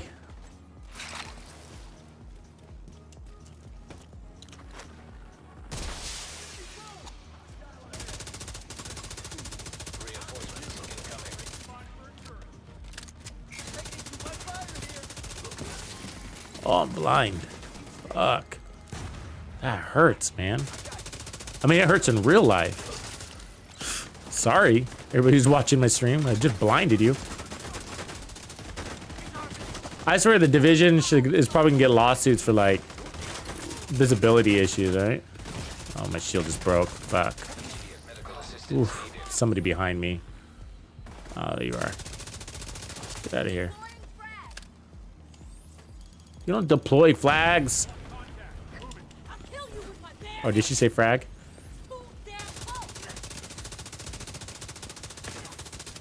I missed a lot right there. She gets me to miss. She gets me. She knows that she has to dance, while the others will try to kind of brute force it and be like, I can take it, you know? But she knows. She's got to go.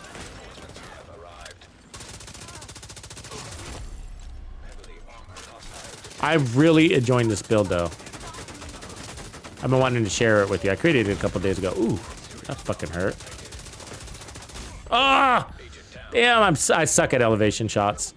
You know, he's at a different elevation in front of me. I suck at those. For some reason, I feel like the game makes it hard there. Especially with sniping, I miss those shots a lot, too.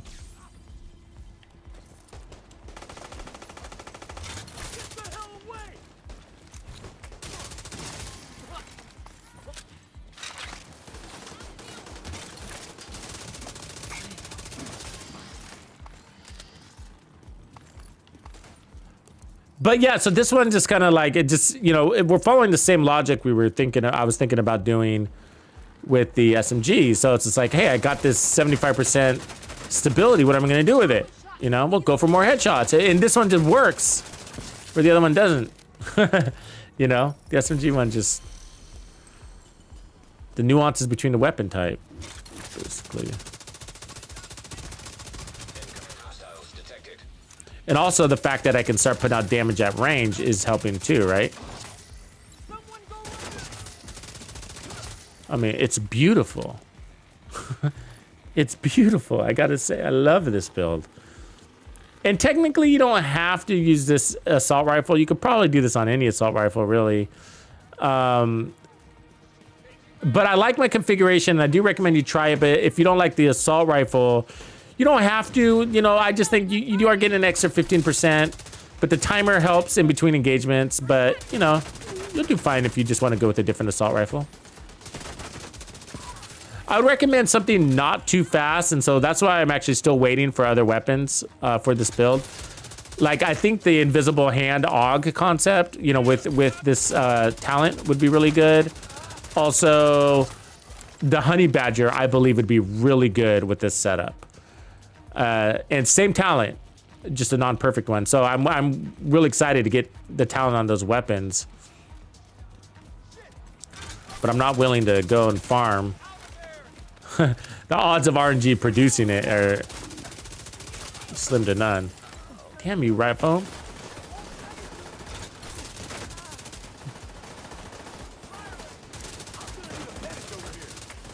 Damn you.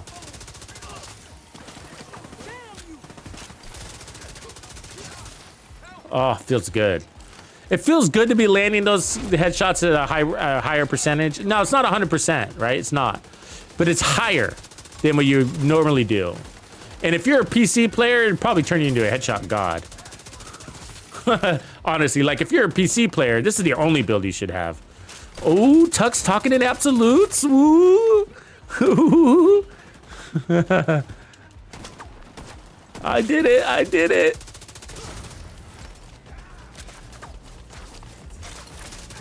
No, what I mean is because you guys are a lot better with your ability to pinpoint. Not necessarily point at the head, but it's more about like you can stop on a dime, right? With your laser mouses or whatever you're using. And so it's, man, that's a big advantage to starting and stopping on your headshots. And so you could save more ammo and harvest more meat per mag. In other words, get more kills per mag. And, you know, that's huge. That's huge advantage.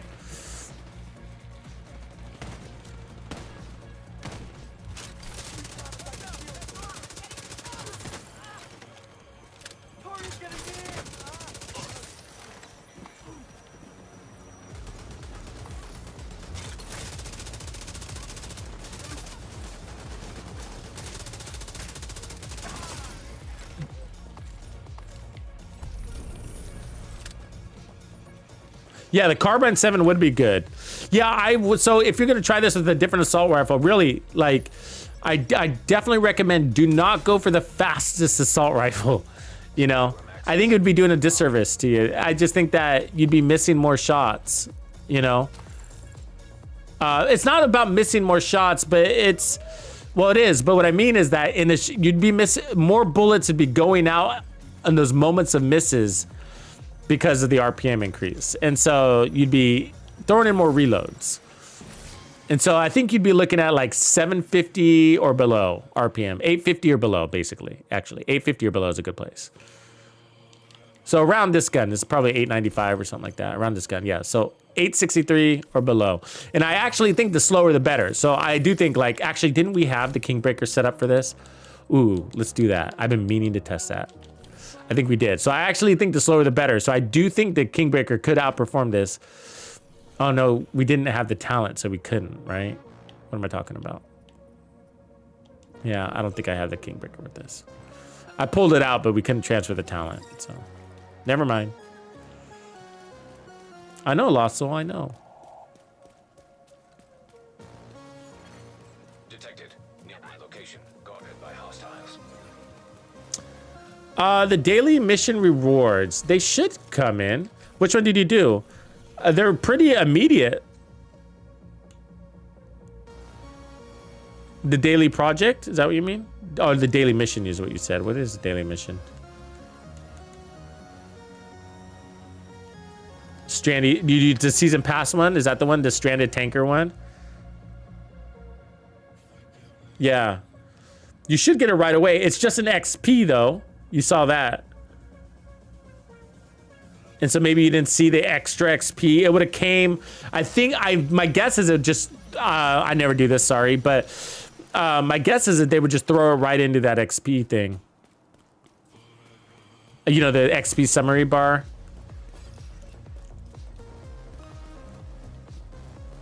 Well, if you don't have it, I'd be surprised if you could even see it. To be honest with you. I don't know, because I have it, so I don't know what I'm seeing. What I'm seeing is different, but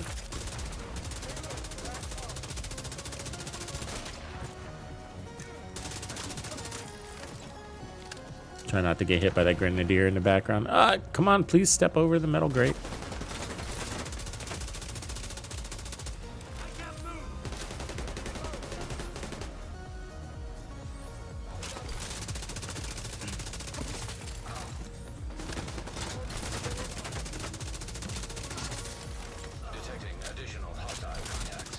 It's a beast!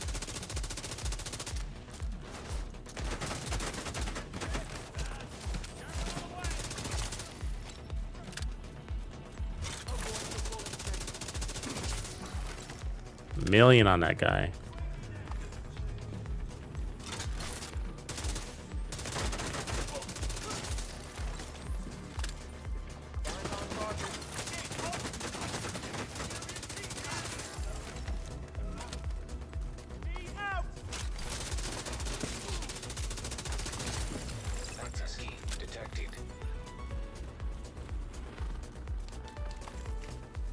TKB 408. That's right. Yeah, such a good gun. I kept saying Kingbreaker. Sorry. You're right.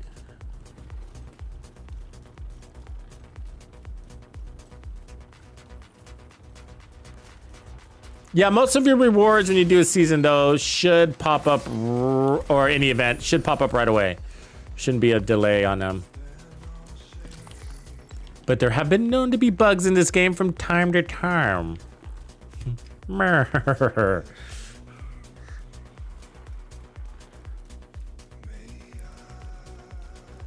News flash. No, but one of the things I've really appreciated is for console players, we got a relatively stable experience. So all this shit I complain about in my day-to-day Division gameplay, and I do complain, all right, guys, is it's not really bugs. It's just like little nuances in the game that I wish that they would fix for user enjoyment. Wow, this shotgun hurt.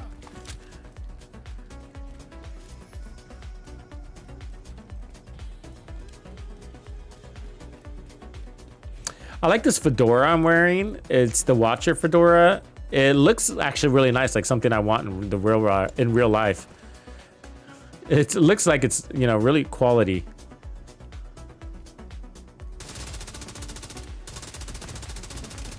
Laser beam, got her pouch and cover. How does it feel to take rounds in cover? It's my glasses, those purple glasses. I can see through cover.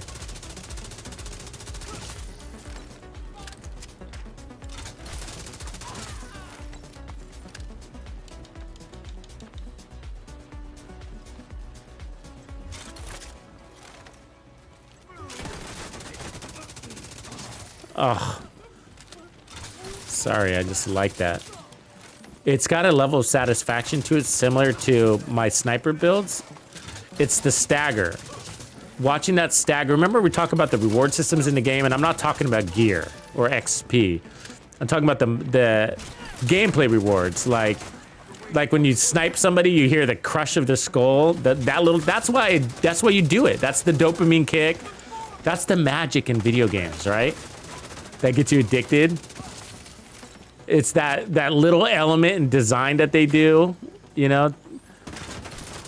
And with the headshot builds, you get this crush of the skull, right? It kind of sounds like somebody's running their hand down a piece of silk and then somebody steps on a Coca-Cola can. That's literally what it sounds like. It goes, crush, you know?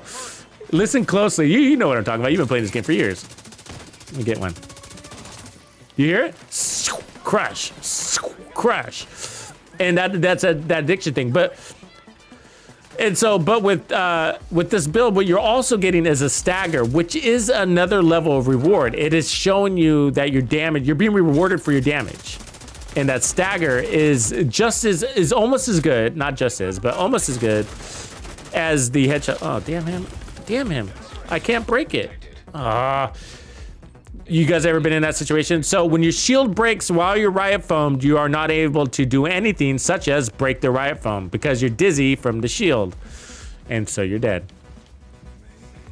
Anyways, the stagger is another system of reward to show that, hey, all that damage you put on your build or that you're applying is paying off. And it's a visual reward.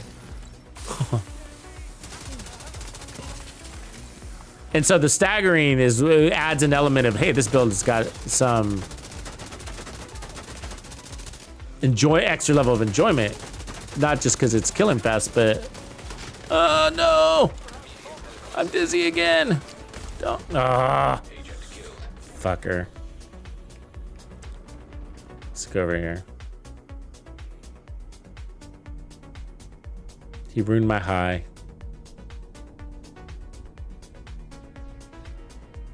Yeah, I was going to. I just wanted to. You're right. I should put reanimated on. I was just wanting to show you how it performed before I did. So you're right. I should be running reanimated. And it might be the first assault rifle I've ever run reanimated with. I think I tried. I think I did the Eagle Bear at one point and the Bighorn many moons ago.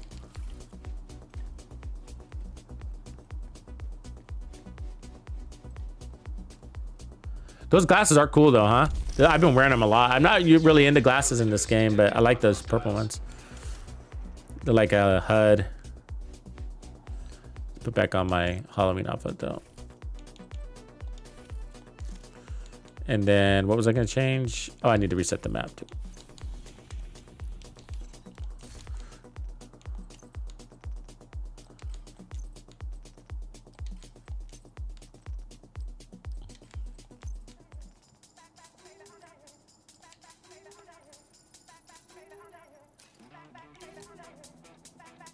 You want me to craft it, Patrick? I know, I guess I could.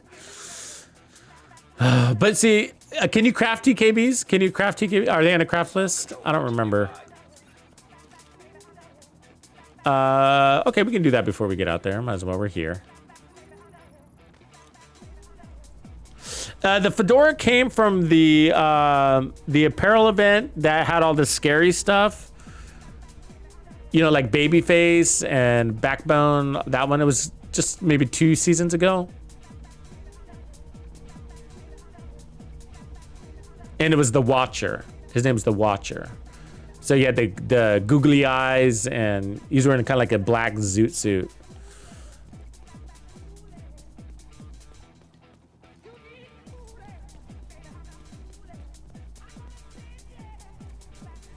Dog sometimes looks like a horse. It's so big.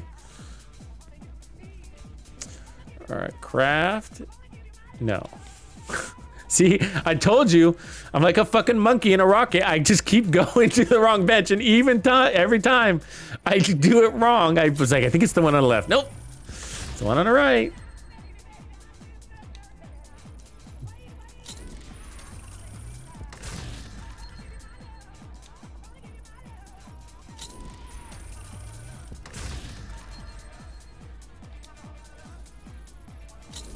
You know what? You know that? Oh, I put out a new build this morning. Do you guys see it? So it's the Ultimate Season 2 build one that we played a couple of nights ago. So check that one out if you get a chance. Support the channel. Support the channel. And you know what I'm just thinking as I'm crafting this? You know what? Maybe I'm better off, instead of running the lefty, running non-perfect sledgehammer on a weapon that I prefer to run. You know? I mean, the downside is it still has to be a shotgun, so maybe you don't, but, you know, because I'm running Optimus on that build, so you're also getting the Optimus buff, but this has me thinking here. Sledgehammer might be more practical if you're running it on a weapon that you already enjoy, like the TKB, for example, right? Because you don't have to switch out, but maybe you do anyways because you want your weapon talent back, but...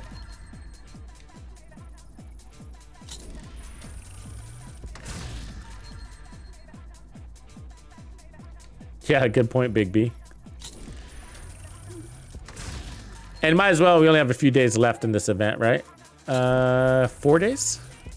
Remember, Monday night, do not forget to cash in. As a matter of fact, if you're sitting on a bunch of stars, start cashing them in now. Like, I really don't recommend waiting till the last minute. And this has happened to me too, where like you plan on going on Monday night and cashing in on your red stars, and then something happens, you know, maybe you get sick, or, you know, you got a ballerina recital to go to, ballet recital, whatever, whatever. And then you forget, you come home and you're like, I'm tired. And then you forget it's Monday night and you got 1,000 red stars to cash in on.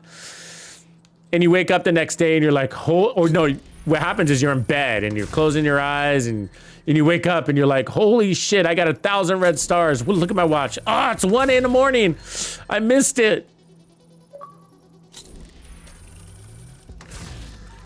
I know, look who's talking, right?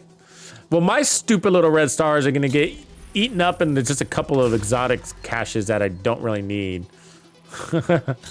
Stupid expertise system.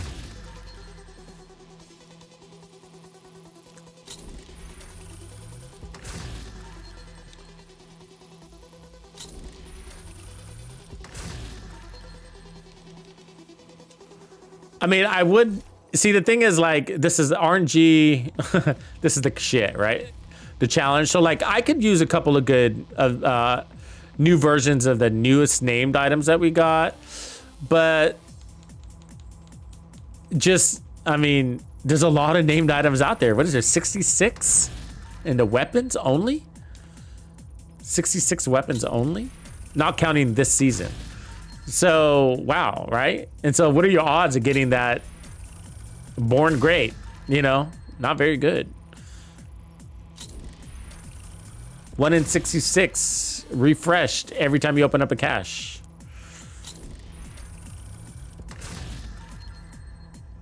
Wow, they're really not giving it up, are they? Yeah, you got the new outfit, Tank. Good job. Good job. How many more days have we got on that apparel event? We running out of time on that?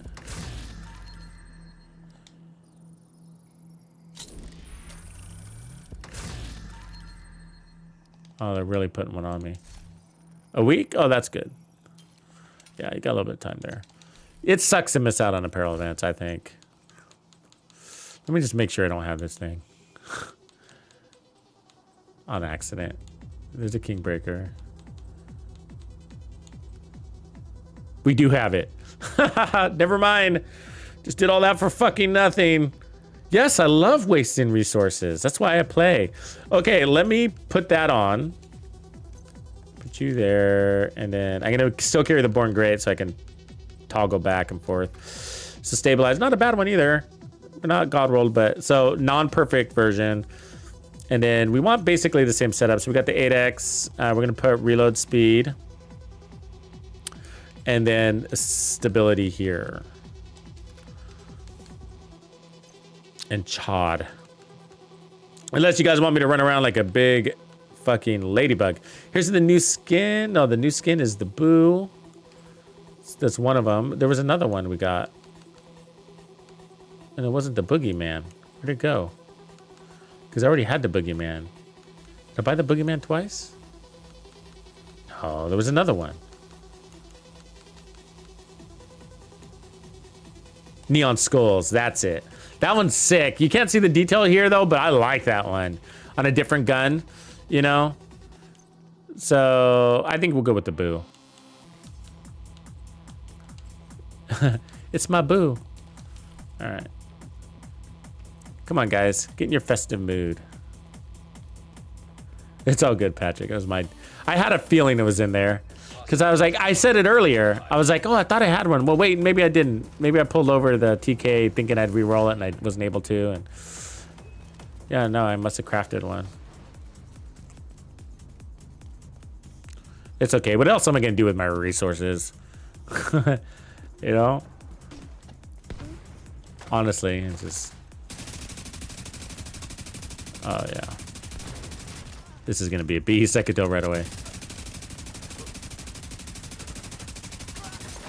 Okay. Let's kick this off. Reinforcements incoming.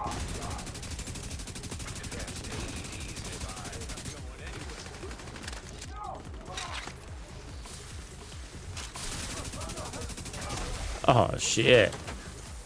And we have the Talon on. Hold on. God damn, how many times have we been right foam today? Too much. You know what I mean? Kind of getting sick of it.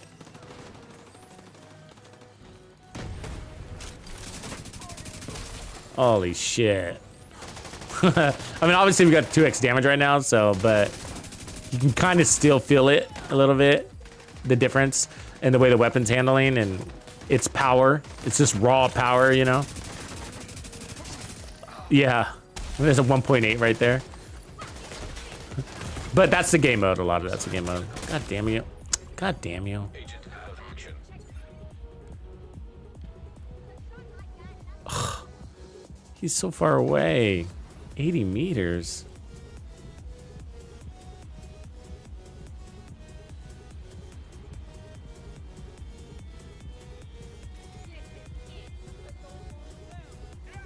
Yeah, this stuff is really toxic, I'd imagine.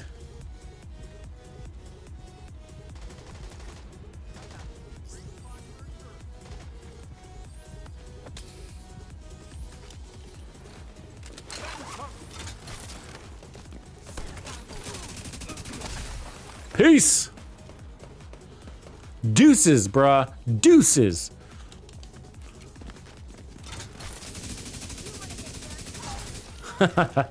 I love it. The stagger is nice. The Kingbreaker just has a nice stagger. No, I'm sorry, I keep calling it the Kingbreaker, but you know what I mean, right? You guys speak Tux? Part of Tux Nation, you need to learn how to speak Tux.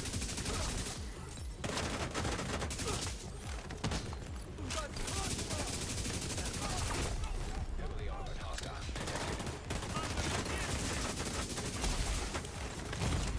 Immediate medical assistance needed.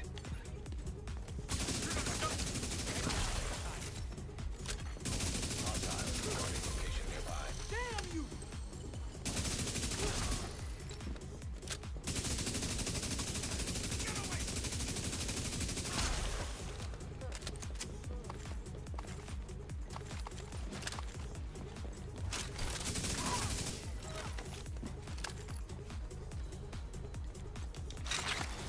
Incoming hostiles detected.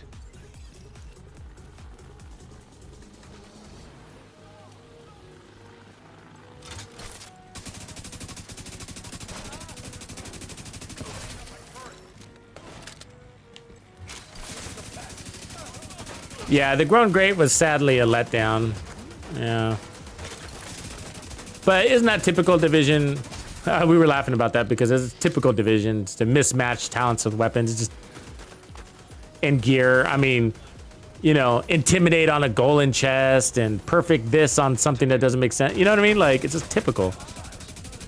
Like, it's the perfect unstoppable force on Langmo. Like, why?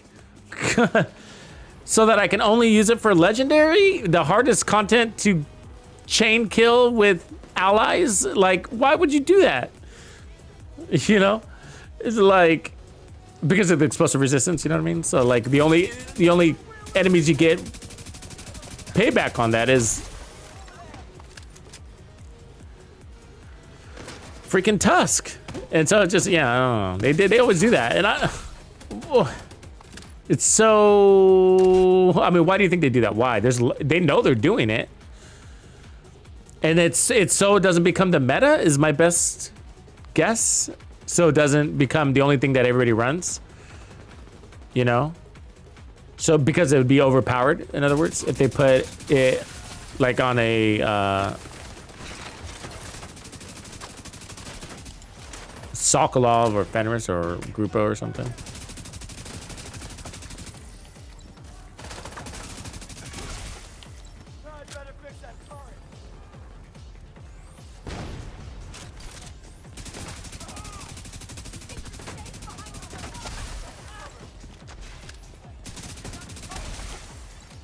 Hostiles guarding location. God, they're coming out of the woodworks here.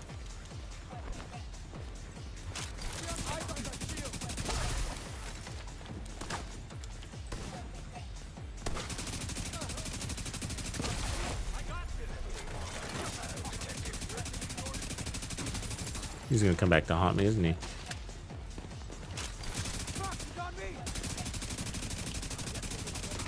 You noticed that, huh? 1.8 million right there. Serious trauma detected. Oh, somebody behind me, isn't there? There he is. It's a foam guy.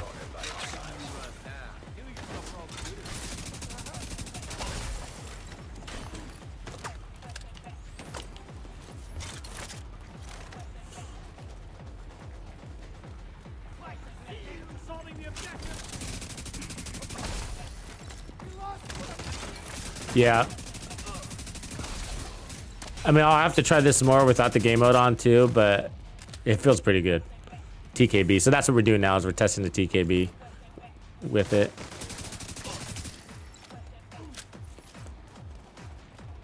But we'd have to take off the game mode in order to get a true test because the game mode is boosting our time to kill pretty dramatically because I am running a headshot assault rifle build.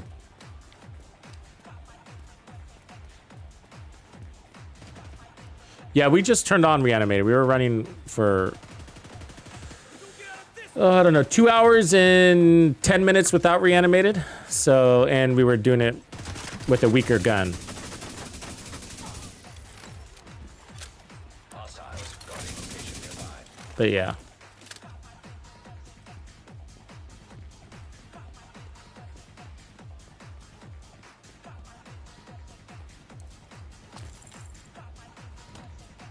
You know, headshots are also strong without reanimated.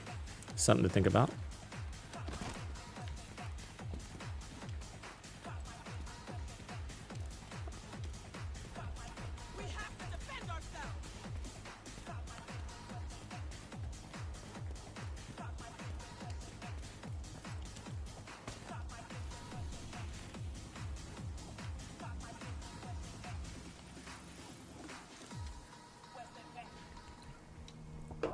Yeah, that PC control capability makes some of these weapons look crazy. You know what I see? That like we were talking about it just a couple of minutes ago. Like it's that laser stop back and forth thing. That's like, I can always tell when I'm watching somebody like on stream or a video or whatever that they're a PC user because you'll see that camera whip. You know what I'm talking about? Like, they'll be looking over here to the right, and then you'll see their camera whip over to the left, and all of a sudden they're shooting a guy that's like completely behind them, and it all happens so fast. And look how slow us Xbox players can do it. I mean, it's like, holy shit, that's so slow. That's so slow, and on a mouse is so much faster. Now we can increase our camera speeds, but it would be horrible. We wouldn't be able to stop on a dime and you'd be over and undershooting. And it's so cool to be able to have that kind of speed and accuracy, I think, on a shooter. I mean, ignorance is bliss there, though. So if you don't know that exists, you're probably better off. Console players. You know what I mean? So, yeah.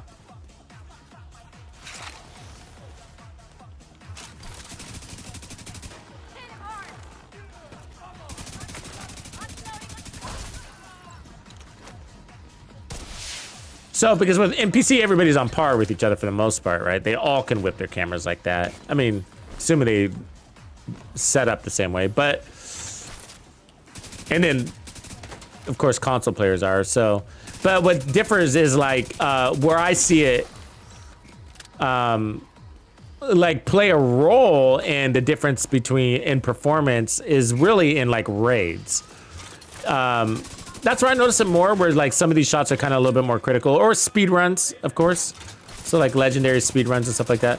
So you'll see somebody teaching maybe an incursion. Maybe there's an incursion tutorial video out there and they're doing it on PC and they're landing like 110% of their headshots at like laser turn accuracy. So their acquisition, so we call that, you know, time to acquisition, right?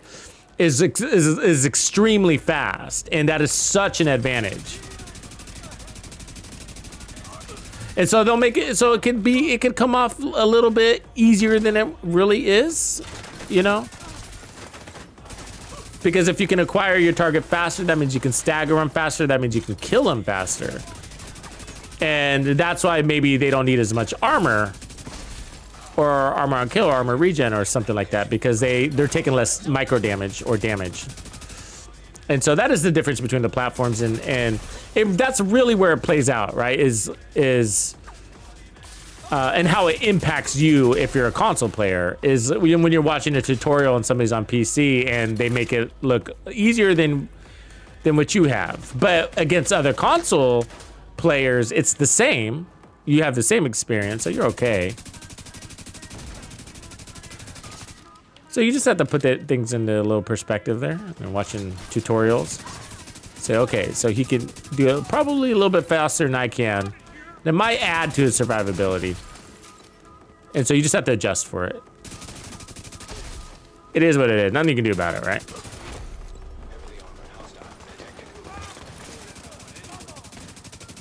I mean, you could try only... like tuning into people that are on your same platform if it bothers you a lot. The problem is that there's not a lot of coverage in the Division 2, so it's easier said than done. There's only a couple of content creators. We need more.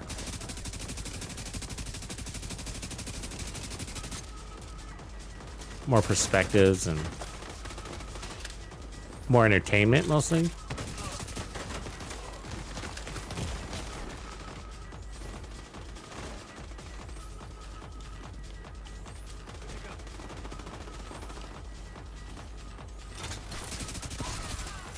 I mean, there's some smaller channels, right, that come out from time to time.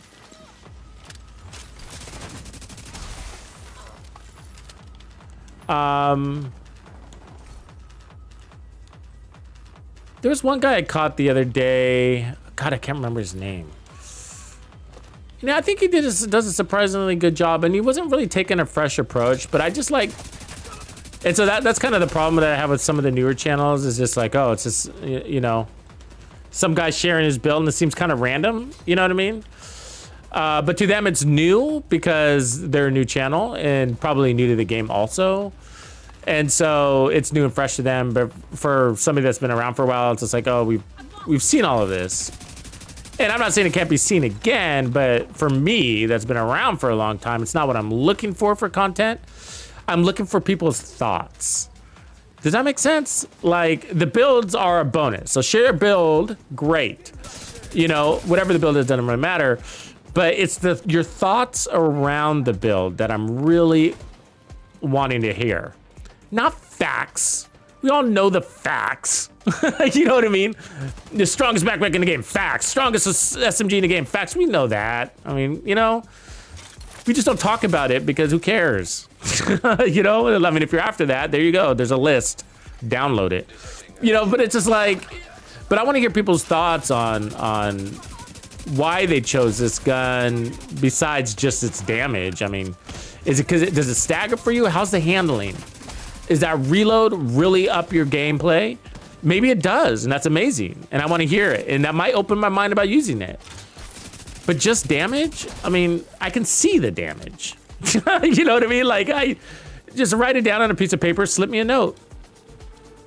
No, not really. It's just like, you know, but you can, right? The damage isn't really, what do I say? It's just not thought-provoking so much. It's not really news. It's like you can put on any build and go into testing range and test your damage. It's just that easy, you know? But so, of course, creative combinations. But more important than the creative combinations, why? Right? It's the why. That's what I want to hear. Why are you running it that way? And maybe I don't agree. That's not the point. But I want to hear different people's perspectives and how it helps them, and you know, and I might align with that and agree, or it might challenge me into looking at a weapon differently or using it differently. You know, and that's entertaining for me. You know.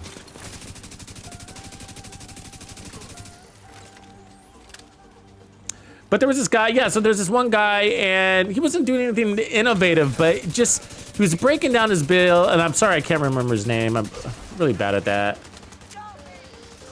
And he was getting good traction, too. I don't know if he's still making videos. I mean, this is maybe a month ago, so I said the other day, but it was really like a month ago. But like, so I don't know if he's still making videos, but he had a few videos out, and he had some pretty decent traction, and I'm telling you, this guy wasn't doing anything special, but just voicing his thoughts and explaining it, and there was no ego to it. And don't you love that? When somebody can explain something and there's no ego to it, and it's not about being right or wrong, but it's just like, hey, this is my perspective on it, and it just, you know, it feels good. It feels like he's adding something, you know? It feels like he's adding something.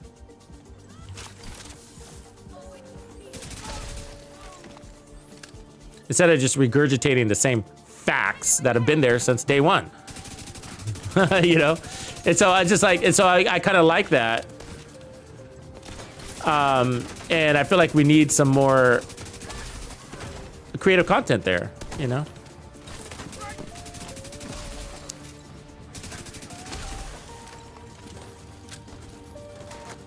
And so, like, right now, I kind of feel like, for the Division 2, I kind of feel like, when it comes to content, I kind of feel like I'm on duty, you know?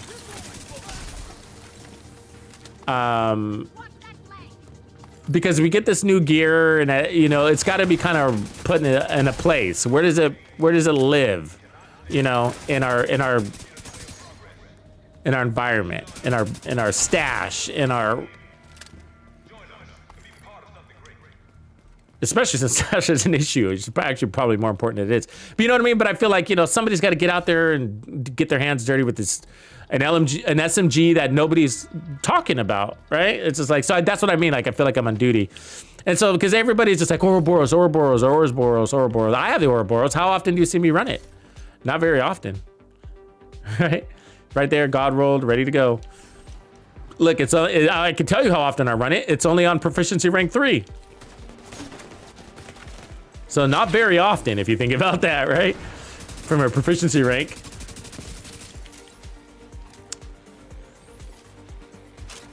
I mean, this assault rifle I'm running probably has a higher proficiency. And I'm not saying it's not a good gun, but it's just, you know, there's other things that need to be done in the game right now.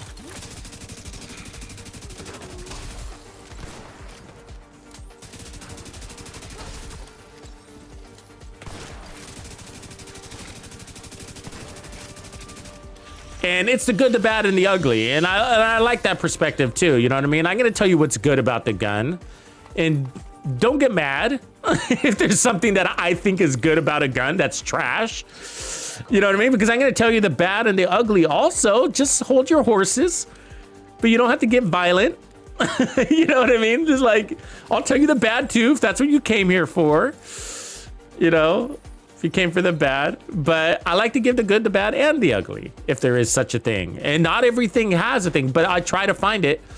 You know, oh, there's somebody still alive.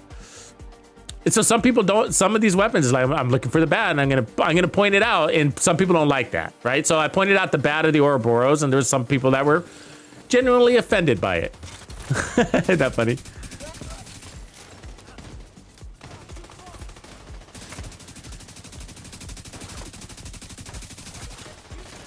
And, you know, I'm not saying I'm right. I like to think I am sometimes. It's just, it's my perspective, and I'm sharing it with you.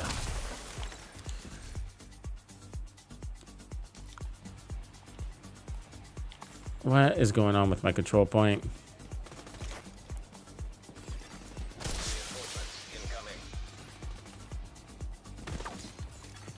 Incoming hostiles detected.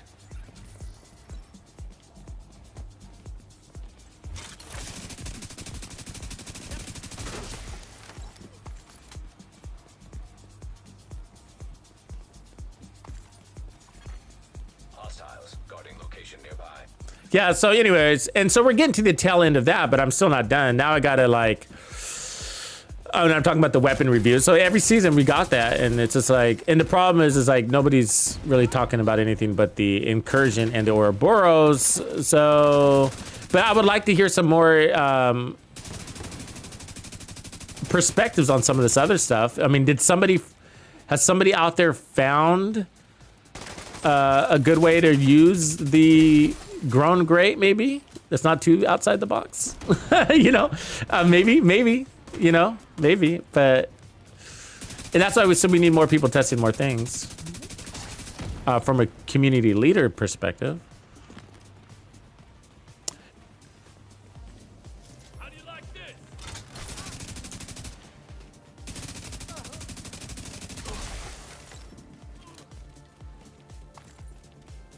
And yeah, so, you know, but there's, for me, like, I have a hard time finding, is that it? Can I get into my room? No. Still no. And so I unfortunately have learned to not really keep my ear to the ground because, I don't know. Because I feel like a lot of the feedback that we would want to hear would come out of the PTS before it even hit the market, and it doesn't. And so we get the weapon like basically exactly as it was played out in the PTS, and then it's just like, where were you guys that were in there doing your build videos in the PTS? What happened? You missed the mark on this one. You didn't give your the perspective. And so some people, and I'm not saying it's just all one way, some people only give the good. Look, at godliest God, it's overpowered, it's OP, godliest God build. And then it's just like, and you run in and be like, what? What? Or then there's the other side where it's just like, and so I'm looking for some balance stuff. Personally, I like the balance. I do like the good, the bad, and the ugly, and that's what I kind of want to hear. I want to hear it all too. Don't just tell me the bad. And be like, I don't want you to hear the bad, you know. I also want to hear the good. You can't find something good, and if you can't, then maybe say it. You know, it's not for the lack of trying, but I wasn't able to find something good, and you know, I can respect that. Some things just don't have a good side to them. You know, it's possible. I'll be the first.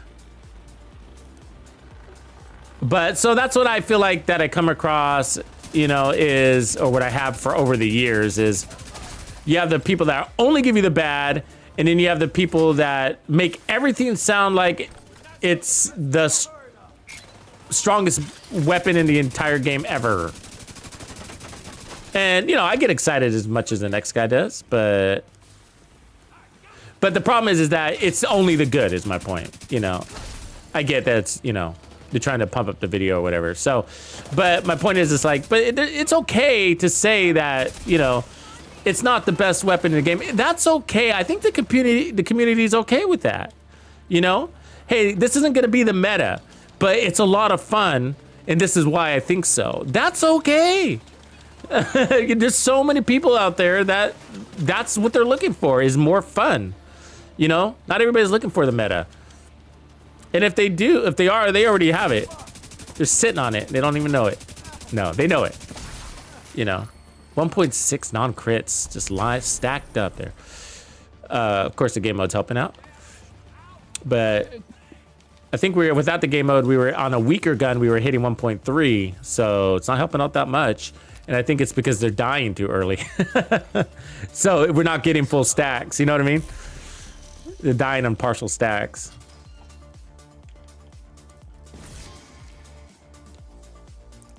But I think where some people also don't realize is I have these review videos already out.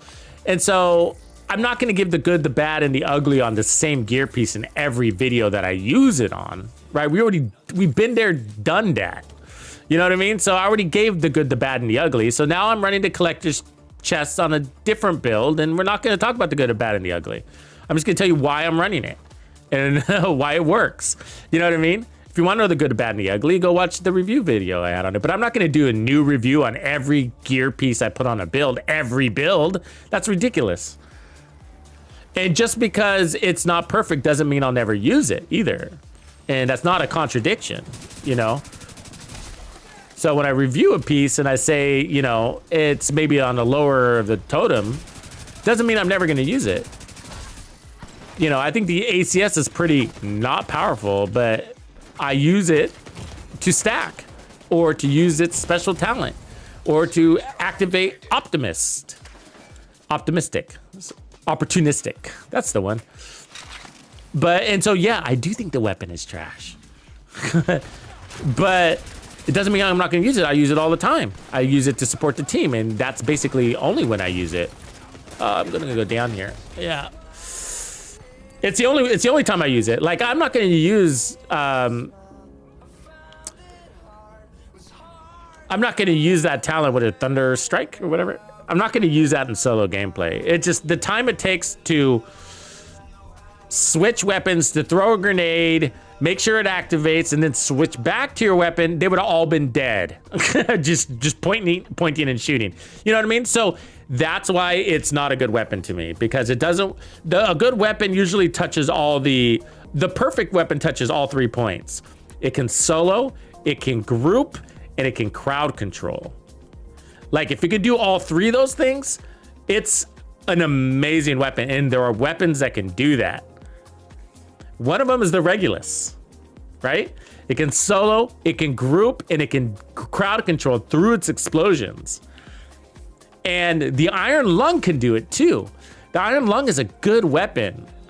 Yes, it's got a bad reload, but it's a good weapon. You know, overall, it's in the great category for me. It's not godly, but it's in the great category. I'll take it. And I don't expect weapons to be perfect nowadays. So like even with the Ouroboros, right? I gave my good, bad, and ugly on it. It's an amazing weapon. The talent's fucking horrible. But I don't expect it to be perfect. I don't. But I'm upset because I think the devs shouldn't give us a useless talent, and it's basically useless. Even if it does activate, it's still useless. Yeah, you know, a lot of people love the carbine. A lot of people love the carbine. And, you know, it makes me think I should pick it up again. I'm seeing your comment there, P-Dub. Let me tell you right now, it's not for me. But that's me saying from like 2 years ago experience on the carbine, right? And I'm not saying it's a bad weapon. I'm saying it's not for me. It falls in this category and like from like damage and handling, kind of in the middle of the road, and around there is the G36, the P416, even the Police M4 is in that realm of damage and handling. And you know, so I ended up choosing like the other weapons. You know, you can't have them all, right? So you kind of gravitate to this one or that one, right? You kind of make a choice.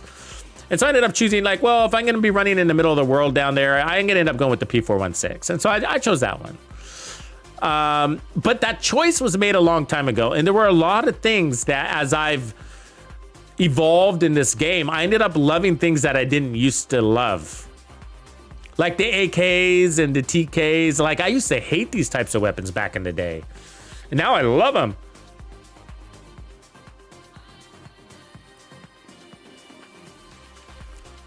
And so it kind of makes me want to pick up the weapon and use it again and see if I like it now. Like, what if I did? Hostile control point nearby. You got anybody ever happen? Does that happen to you? Anybody? I mean, you got to be willing to try new things to even know, you know. And so if you only, again, we're back to that subject. Like if you only ever use what everybody says is the strongest, then you're never gonna learn about other weapons that you might like, even if it's not the strongest. Like I don't have to be running the TKB. I'm actually pretty damn happy with the G36. And I know it's weaker than the TKB, but it feels good and I enjoy it and I get the job done. You know what I mean? So I'm cool with that, you know? Or do I have to run a TKB because it's the strongest? You know, or what if I decided on the AK? It's got 50 less RPM. That affects its DPS. But so it's okay, you know what I mean? It's okay, because are you getting the job done or you're not? And what is the job? I mean, I'll let you define that, but fast time to clear, let's just call it that. Can we all agree that's probably a key stat? You know, clearing control points in under 5 minutes, or 5 minutes on average, maybe. Not everyone's gonna go perfectly, so we're just talking about average. You don't have to be a perfect player. Don't put that on yourself. Let's go and put the shotgun on. Yeah, so, but anyways, but there's some people that, you know, and I get it, like we said, not everybody has a lot of hours to pump into the game. And if you don't have a lot of hours, that probably impacts how much you're willing to explore, you know?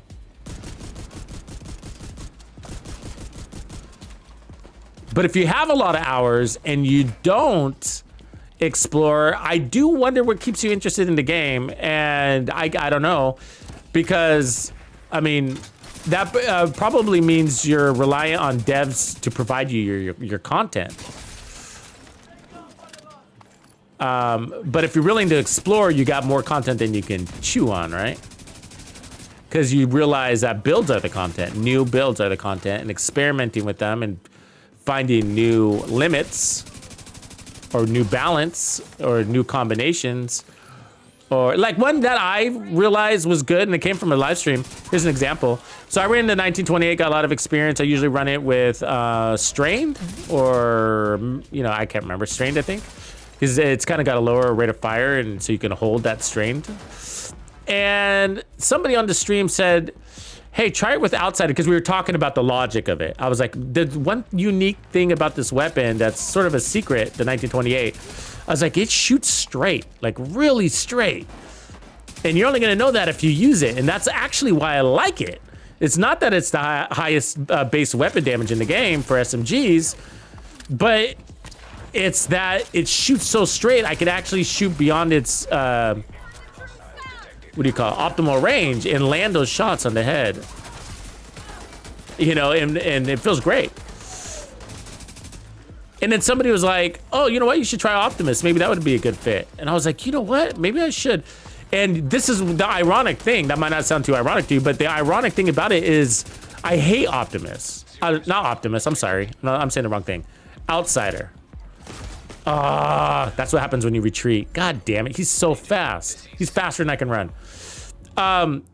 Outsider, like I'm not a fan of Outsider. I'm just not a fan of it. You know? And it's just like, I just don't get it. I don't get it. I was like, why would you want to turn an SMG into an assault rifle without a damage talent when you can just run an assault rifle with a damage talent?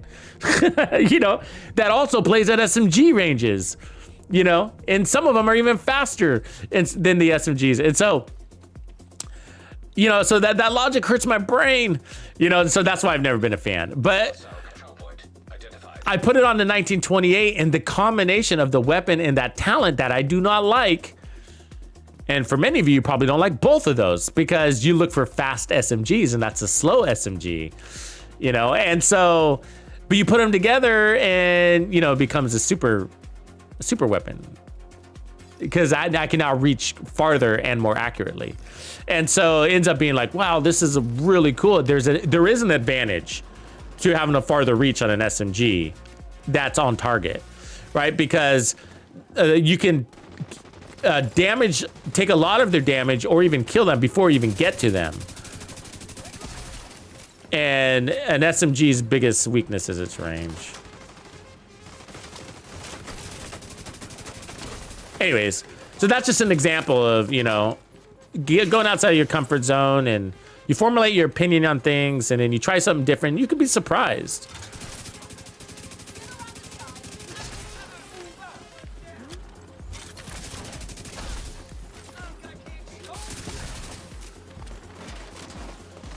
For example, I don't run SMG or assault rifles for the reanimated event. I just don't. A lot of people do, actually. But I'm such a hard-on for headshot builds, like sniper builds and whatever. Like, I use it as a great excuse to pick up my sniper rifle, or pistol, or shotgun, or rifle. Or go no scope and whatever. But actually, I was planning on running this one with this event because I was like, oh, you know, since I'm going all into headshots, I might as well.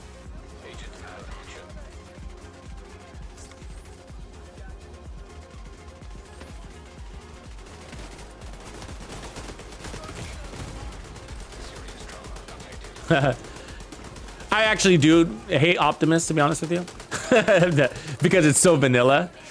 But I meant to say Outsider. Yeah. Now, when I say I hate something, it doesn't mean I don't use it. So I do have weapons on it that use it, just because it's sort of like, yeah, I don't really want to think about it. I'll just put on Optimus. But yeah, I'm like at this stage in my game, you know, I've been playing the Division 2 since 2019. And then I played the Division 1 for a while before that. And at this stage of my game, like, fun is really important to me, you know? And so that's mostly why I don't like it. It's not that it's not effective. It has nothing to do with liking it or not liking it. Well, a little bit. It's hard for me to like something that's not effective. So when I say I don't like something, it's not necessarily, it's not because it's not effective. Optimus is definitely effective. It works with any build, you know? You don't even need crits. It's great. But it's just vanilla. You know, I want something that, I don't know, blows up the enemy and everybody around him. I don't know. I mean, I run the Regulus knowing that a lot of time, I don't run the Regulus that often anymore just because a lot of you guys don't have it, but I wish I did. But even though, when I did run the Regulus, I run it knowing that I wasn't getting a benefit from it a lot of the time. So, you know, because, you know, in a lot of your engagements in the open world, you probably noticed this yourself, there's a lot of 1v1s. And obviously, it doesn't do you any good to blow somebody up when there's no collateral damage to give, right? Yeah, that's pointless. Absolutely pointless. But I run it anyways I even run to O'Carroll sometimes. Isn't that crazy? That doesn't even have a talent. Not really. It's just fireworks, right? And so it's only for fun, but it's still effective. Isn't that funny? And so the Regulus is too. So when you're 1v1ing somebody, like this guy, let's say, and I was running the Regulus and I pop in the head and he blows up, did I get any impact from that? Did it improve my gameplay or performance? No, not at all, because that explosion doesn't hurt them. They're already dead. It's intended to hurt anybody standing around them, and there's nobody standing around them, and that's basically half of any heroic control point is that kind of fight. Sometimes even more, so, but I run it anyways just because it's fun to watch their heads pop. It's like satisfying, right? And so I wish we had more talents that were a little bit more fun. They don't get too much into the fantasy on talents, do they? I mean, on the exotics they do a little bit. But most of the talents they provide us in the game are pretty linear. They just do, it's just damage or it's just, I wish they were a little bit more fun, like an exotic talent. But a non-exotic version that we could choose from,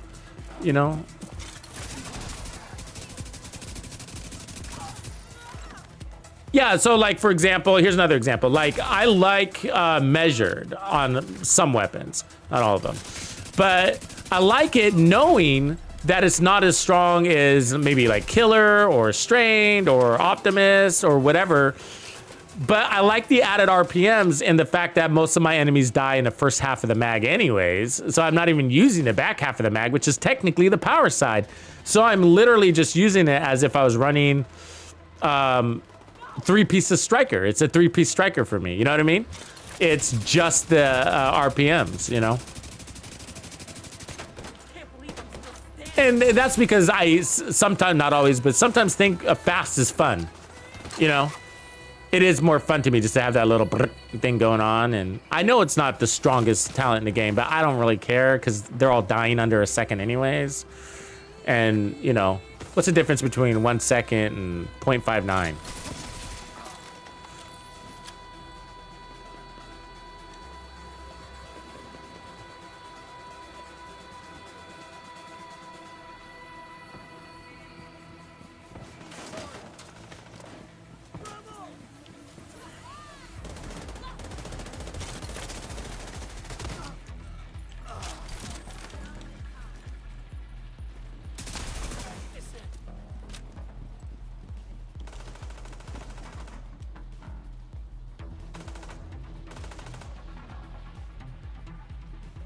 Yeah, headshot shotgun builds are really fun, actually. Try the M870 go full armor because you can, and it makes it more fun, but that's up to you. But trust me, like the M870 alone is so strong in this event. You could load up all the armor you want. Go 1.8, all the armor, and then put on protection from elites. All 3 mods. And then run Hunter's Fury just because why not? But you could also do it with Tip of Spear if you really wanted to, but you don't need to. And then so might as well just do Hunter's Fury because it just makes sense, I guess. And then Memento or no Memento, but bonus armor is always a good idea for shotgun builds. And watch and go headshot damage everywhere with Chain Killer and watch their heads pop, pop, pop, pop. Pummel for a talent. Now, we all wish that shotguns came with determined. Boy, would your life be nice. You have a good life with that setup. No, yeah, we normally do run shotgun builds. I should squeeze one in maybe tomorrow. You guys want to run shotguns tomorrow? Tomorrow's Thursday. Yeah, we haven't done shotguns. So I normally do run shotguns, but we've just had, unfortunately, all this other gear to review. I've been spending more time outside of Reanimated than I normally do.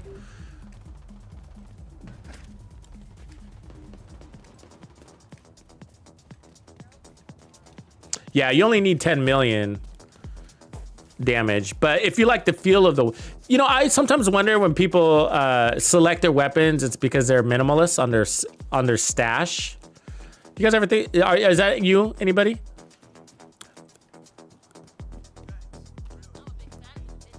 Because White Death is like super overkill, right?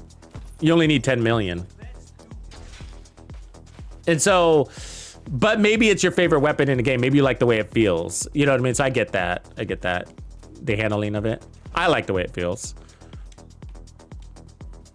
It was actually for the longest time, actually my favorite weapon in the entire game. That was before Hotshot. Like some people would ask me what my favorite weapon is, and a lot, what used to be the Mantis, and then it was the White Death because of its flexibility. And so, you know, because you can go no mod or with a mod, you can change your talent. I loved running preservation on my snipers. It's before determined. And then, you know, I don't know what my favorite weapon is right now, actually. But that's a good question. I'd have to think about it. It might still be the Mantis. I don't know. I'm really liking the pistols nowadays. I always like the pistols. I don't know. I'm everywhere. But the White Death used to be, for a long time, it was my favorite weapon. It's so good. And because it's so powerful and because it's so overpowered, let's just call it overpowered, it allows for the flexibility to do other things with your build because, you know, it gives you that perfect headshot damage slot, right? So because of that, it's really easy to get to your 150% headshot damage base so that you can get the most out of Chain Killer. So because of that, you can add more protection from elites. Because of that, you can put on more bonus armor. Because of that, you can run more armor. Because of that, you can, you know what I mean? You can take off your scope and still get your headshot damage minimums. You know what I mean? And so you end up with a really creative build. You can even run 6 skill tiers on that thing because it's got a nice base damage to it, you know? And so it's really easy to maintain your headshot kill capabilities, hit that 10 million mark. And so that's what the overpowered weapon, that's what I do with my overpowered weapons. Some people just go run overpowered and they just stay there and they don't mind that the damage is dissipating into the air, but that's fine. You know, that's, and I get that from a minimalist stash space issue, especially because our real estate in our stash space is like really valuable. And so if you find the sniper and you say, this is my favorite sniper, it's strong. I like the way it feels. I don't need anything else, you know, and I don't want to clutter my stash with a bunch of weapons I'm not going to use very often, especially since I decided this one's my favorite. But what you could be missing out on is every now and again to go through and try out the other ones just as a routine. You know what I mean? Because the weapon hasn't changed. The other weapons haven't changed. So like the hunting M44 is an amazing sniper rifle, an amazing one. It's just as strong as the White Death. Now it doesn't have the perfect headshot damage, but you learn you don't need it anyways. In fact, I took off damage to targets out of cover on most of my snipers. Because it's so strong, I don't need damage to targets out of cover either. And so not everybody knows that stuff though, and I see people going out there recommending all red tip of spear builds and not realizing they're so overpowered they don't need to run all red, even in a group, even in legendary, but whatever, you know, keep it simple, I guess. And so, but that hunting M44 is a really good one because what the exchange is that it's got extra mod slots that you can, you know, roll into, like, if you want to, like accuracy, stability, reload speed, or shift something else on there, you know, and so it's the mod slot. So it's a little less headshot damage, but they give you an extra mod. And so that's the variable that might win you over. But more importantly, the weapon hasn't changed, but you might have. And that's why I feel like, you know, that's why I feel like you should, I recommend, I don't like using the word should, but I recommend you trying other weapons from time to time and kind of, even though you have decided this one's your favorite, because you might have changed. I change all the time. I mean, not all the time, but I evolve in my gameplay. I mean, there's certain weapons that I wouldn't have touched with a 10-foot pole, and now they're my favorite weapons in the game, you know? And it just happens. It happens eventually. Because you realize, you know, I don't know, you advance, you master the game. I don't know what changes about you. I guess for everybody it's a little bit different, But for me, my understanding of the game, but also my experience is what changed. So there was a whole season where the only assault rifle I used was the Kingbreaker. And that's what changed me on it. It was a big change. It was a big change because what it influenced was my perspective on slower weapons and how valuable they are. Not from a power perspective. That's obvious. We get it. High damage, we get it, you know, but that slow RPM, why do you want it? And because it usually equates to more mag on target, a higher percentage of your mag landing on the target's critical zones. That's usually what it means, because it's allowing you time to adjust before you run out of ammo. And so the faster weapons, they run out of ammo, and then by the time you adjust, you're onto your next mag, and you got to readjust. And so it takes a few bullets to get there, right? And the slower weapons means less bullets to adjust. And so that's what I realized for me. And so I learned to like the slower weapons and where they fit into my gameplay, and they fit into more headshots sooner. And so, and then recently when I was doing the named weapon review, where I ranked them all, I ended up testing out the invisible hand. I hated the invisible hand, guys. I hated it. I knew where it stood in the DPS realm. I knew it's like estimating like somewhere around number 12 in the game. Strongest DPS weapon for assault rifles, whatever. I'm sure it's shifted by now since we got new weapons, but either way, it's somewhere around there, right? And so, and I knew that. So I knew it was strong, but I hated it. I was just like, oh, I don't get it. The rate of fire doesn't make it very fast. It's just like, you know, and I, you know, why have that Allegro if you don't really get any value out of it? Anyways, that aside, the AUG is really nice because it's like the TKB. It's a little bit faster, but it's slow enough where you land a lot of those shots on the head, making you a more effective killer. The weapon is actually improving my performance. Rare thing in this game. Rare thing for a weapon to improve you. You know what I mean? And so the slower RPMs allow you to perform better. And that's a rare thing in this game, you know?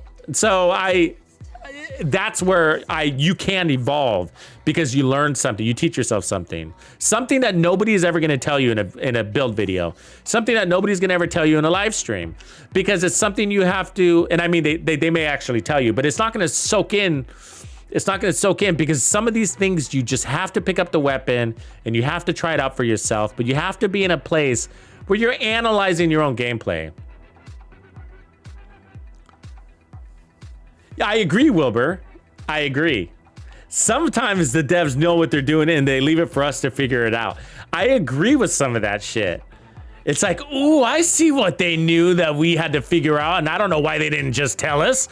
You know what I mean? The Memento was one of those things. They were laughing at us so hard when they delivered the Memento.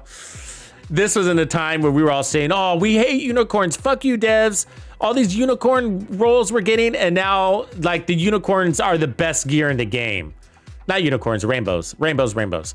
So we were complaining about rainbow gear. That very next season, same season basically, they delivered the Memento and Hunter's Fury. If you didn't know, Hunter's Fury is a rainbow.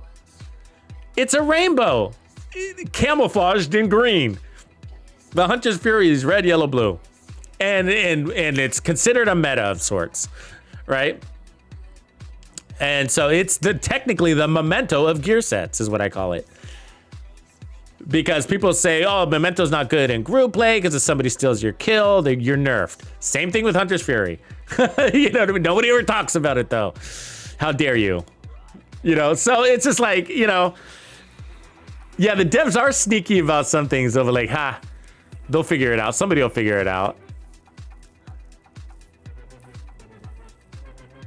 Actually, you know what was another one?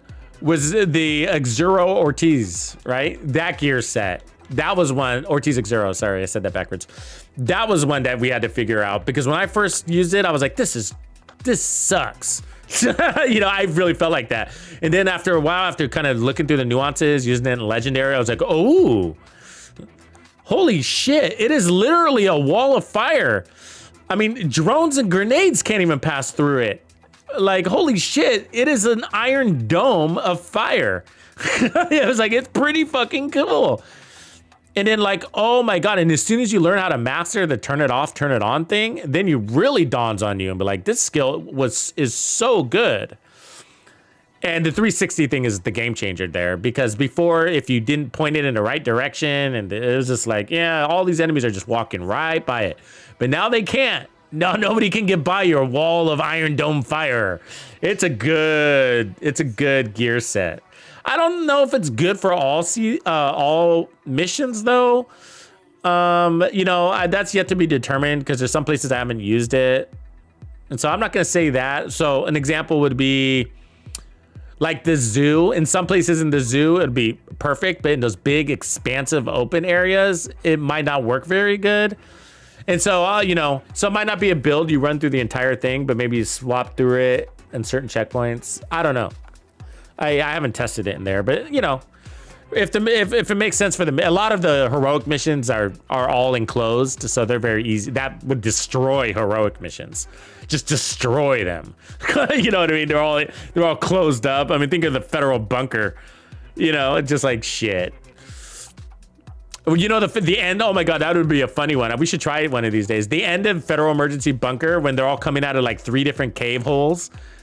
You know, they're 1, 2, 3, 4 different cave holes. They're all kind of running out of different places.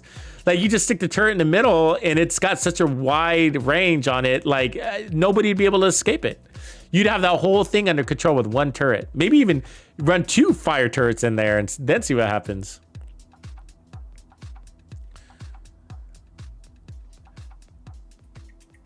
Yeah, the rainbow isn't necessarily core related. It used to be something that we called, and we still call rainbows, but rainbow is, yeah, they're right though. It's all 3 colors, but it could also be in the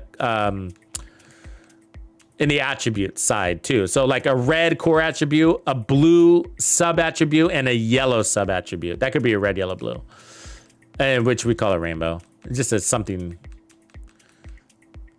I'm sure I have a few of them. That's almost a rainbow. That's a rainbow. So yellow skill tier, blue explosive resistance, red weapon damage. So that's a rainbow. And so now we love rainbows. They have a place. We don't love them, but they have a place. And some of them are overpowered, and some of them are the best gear in the game. That's the irony there. There's an ironic thing. That's what we're laughing about. It's kind of ironic. You know, and the devs know that sometimes. Sometimes they do things right. But they're like, trust us, you want rainbows. You know what I mean? I know you're saying you don't, but no, they influenced it. They did. It wasn't that we were doing anything wrong. The game evolved, so we no longer had to min-max most of the content. There's still some content you do, right? Like the incursion's kind of there until you get really good at it, and then you can lollygag your build. But like, you know, for now, most 9 out of 90% of the content is you don't have to min-max anymore.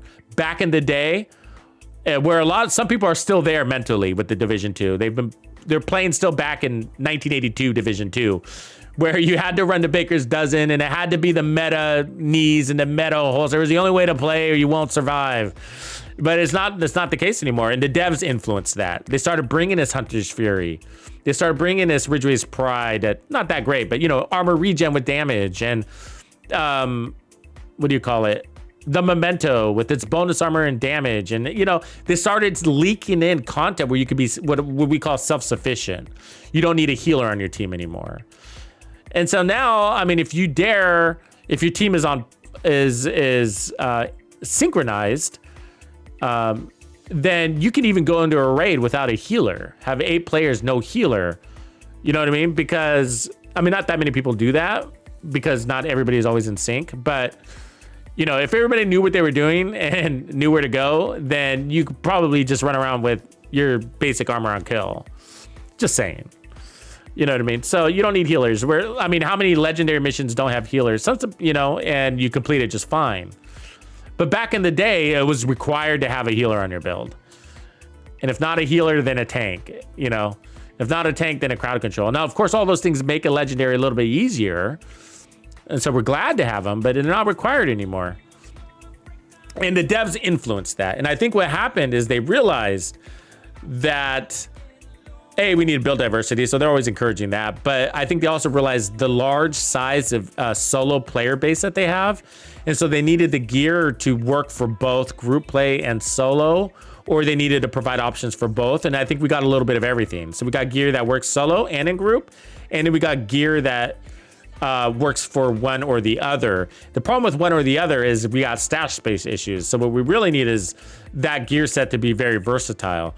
Now, strikers might not look versatile, but it is. We talked about that yesterday. So it's got such good damage that you can then you can use the other elements outside of striker for your versatility.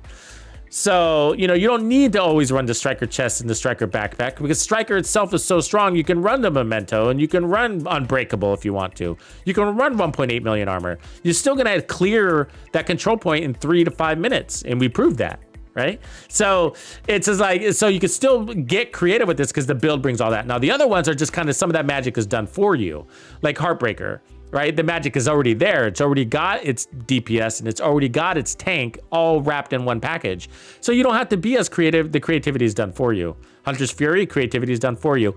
But Hunter's Fury is sort of like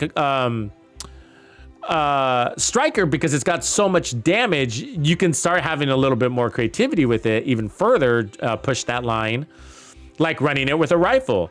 The 1886, or running it with pistols. You're not even using SMGs or shotguns. You know what I'm saying? Putting skill tiers on it, or, you know, cranking up the armor, whatever. And it's so strong, you learn that, like, holy shit, I can have a little bit more fun with it. And so, yeah. And we've done the opposite. We've taken a super tanky build and loaded it up with damage, like Foundry. You know, so one of the Foundry Chameleon build is one of the more fun ones you can run in this game. And so we took a Foundry set and ran it with the Memento. I can't remember the chest piece. And then we put all crit damage there and ran a Chameleon that gives you crazy crits and crazy weapon damage. It's insane. And it's really fun.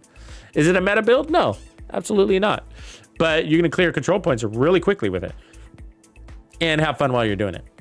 Just experimenting.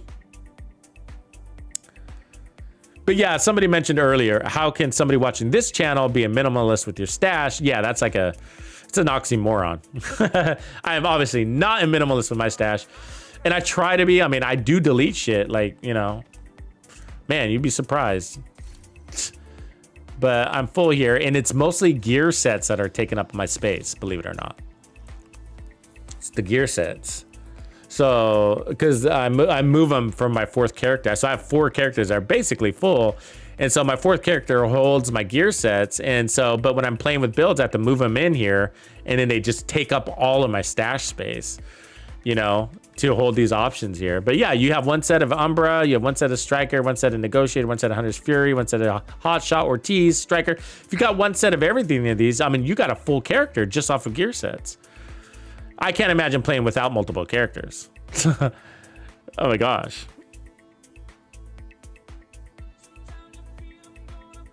No, they didn't change Vanguard. Vanguard's still good to go. Lost. Anyways, I gotta run, guys, because I gotta help my daughter with homework. So before it gets too late, I appreciate you hearing me be a chatterbox today.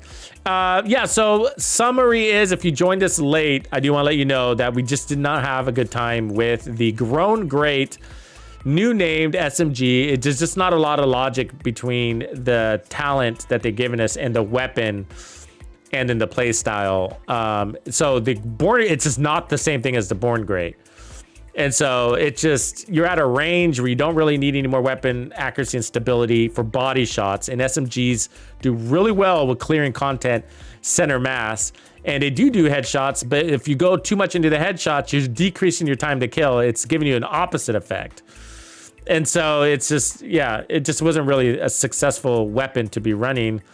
And maybe with some different weapons, like putting it on the 1928, we'll have better luck, but luckily, not luckily, but unfortunately, it's the recal system for that talent is glitched. And so we're not able to re-roll it on other weapons to see if there's a better matchup. And there still might be, so it's not, the talent isn't dead, but the named weapon is in my book. Sorry for the bad news, but more to come later. Maybe not the bad news, but more news. I guess. I don't know. What am I saying?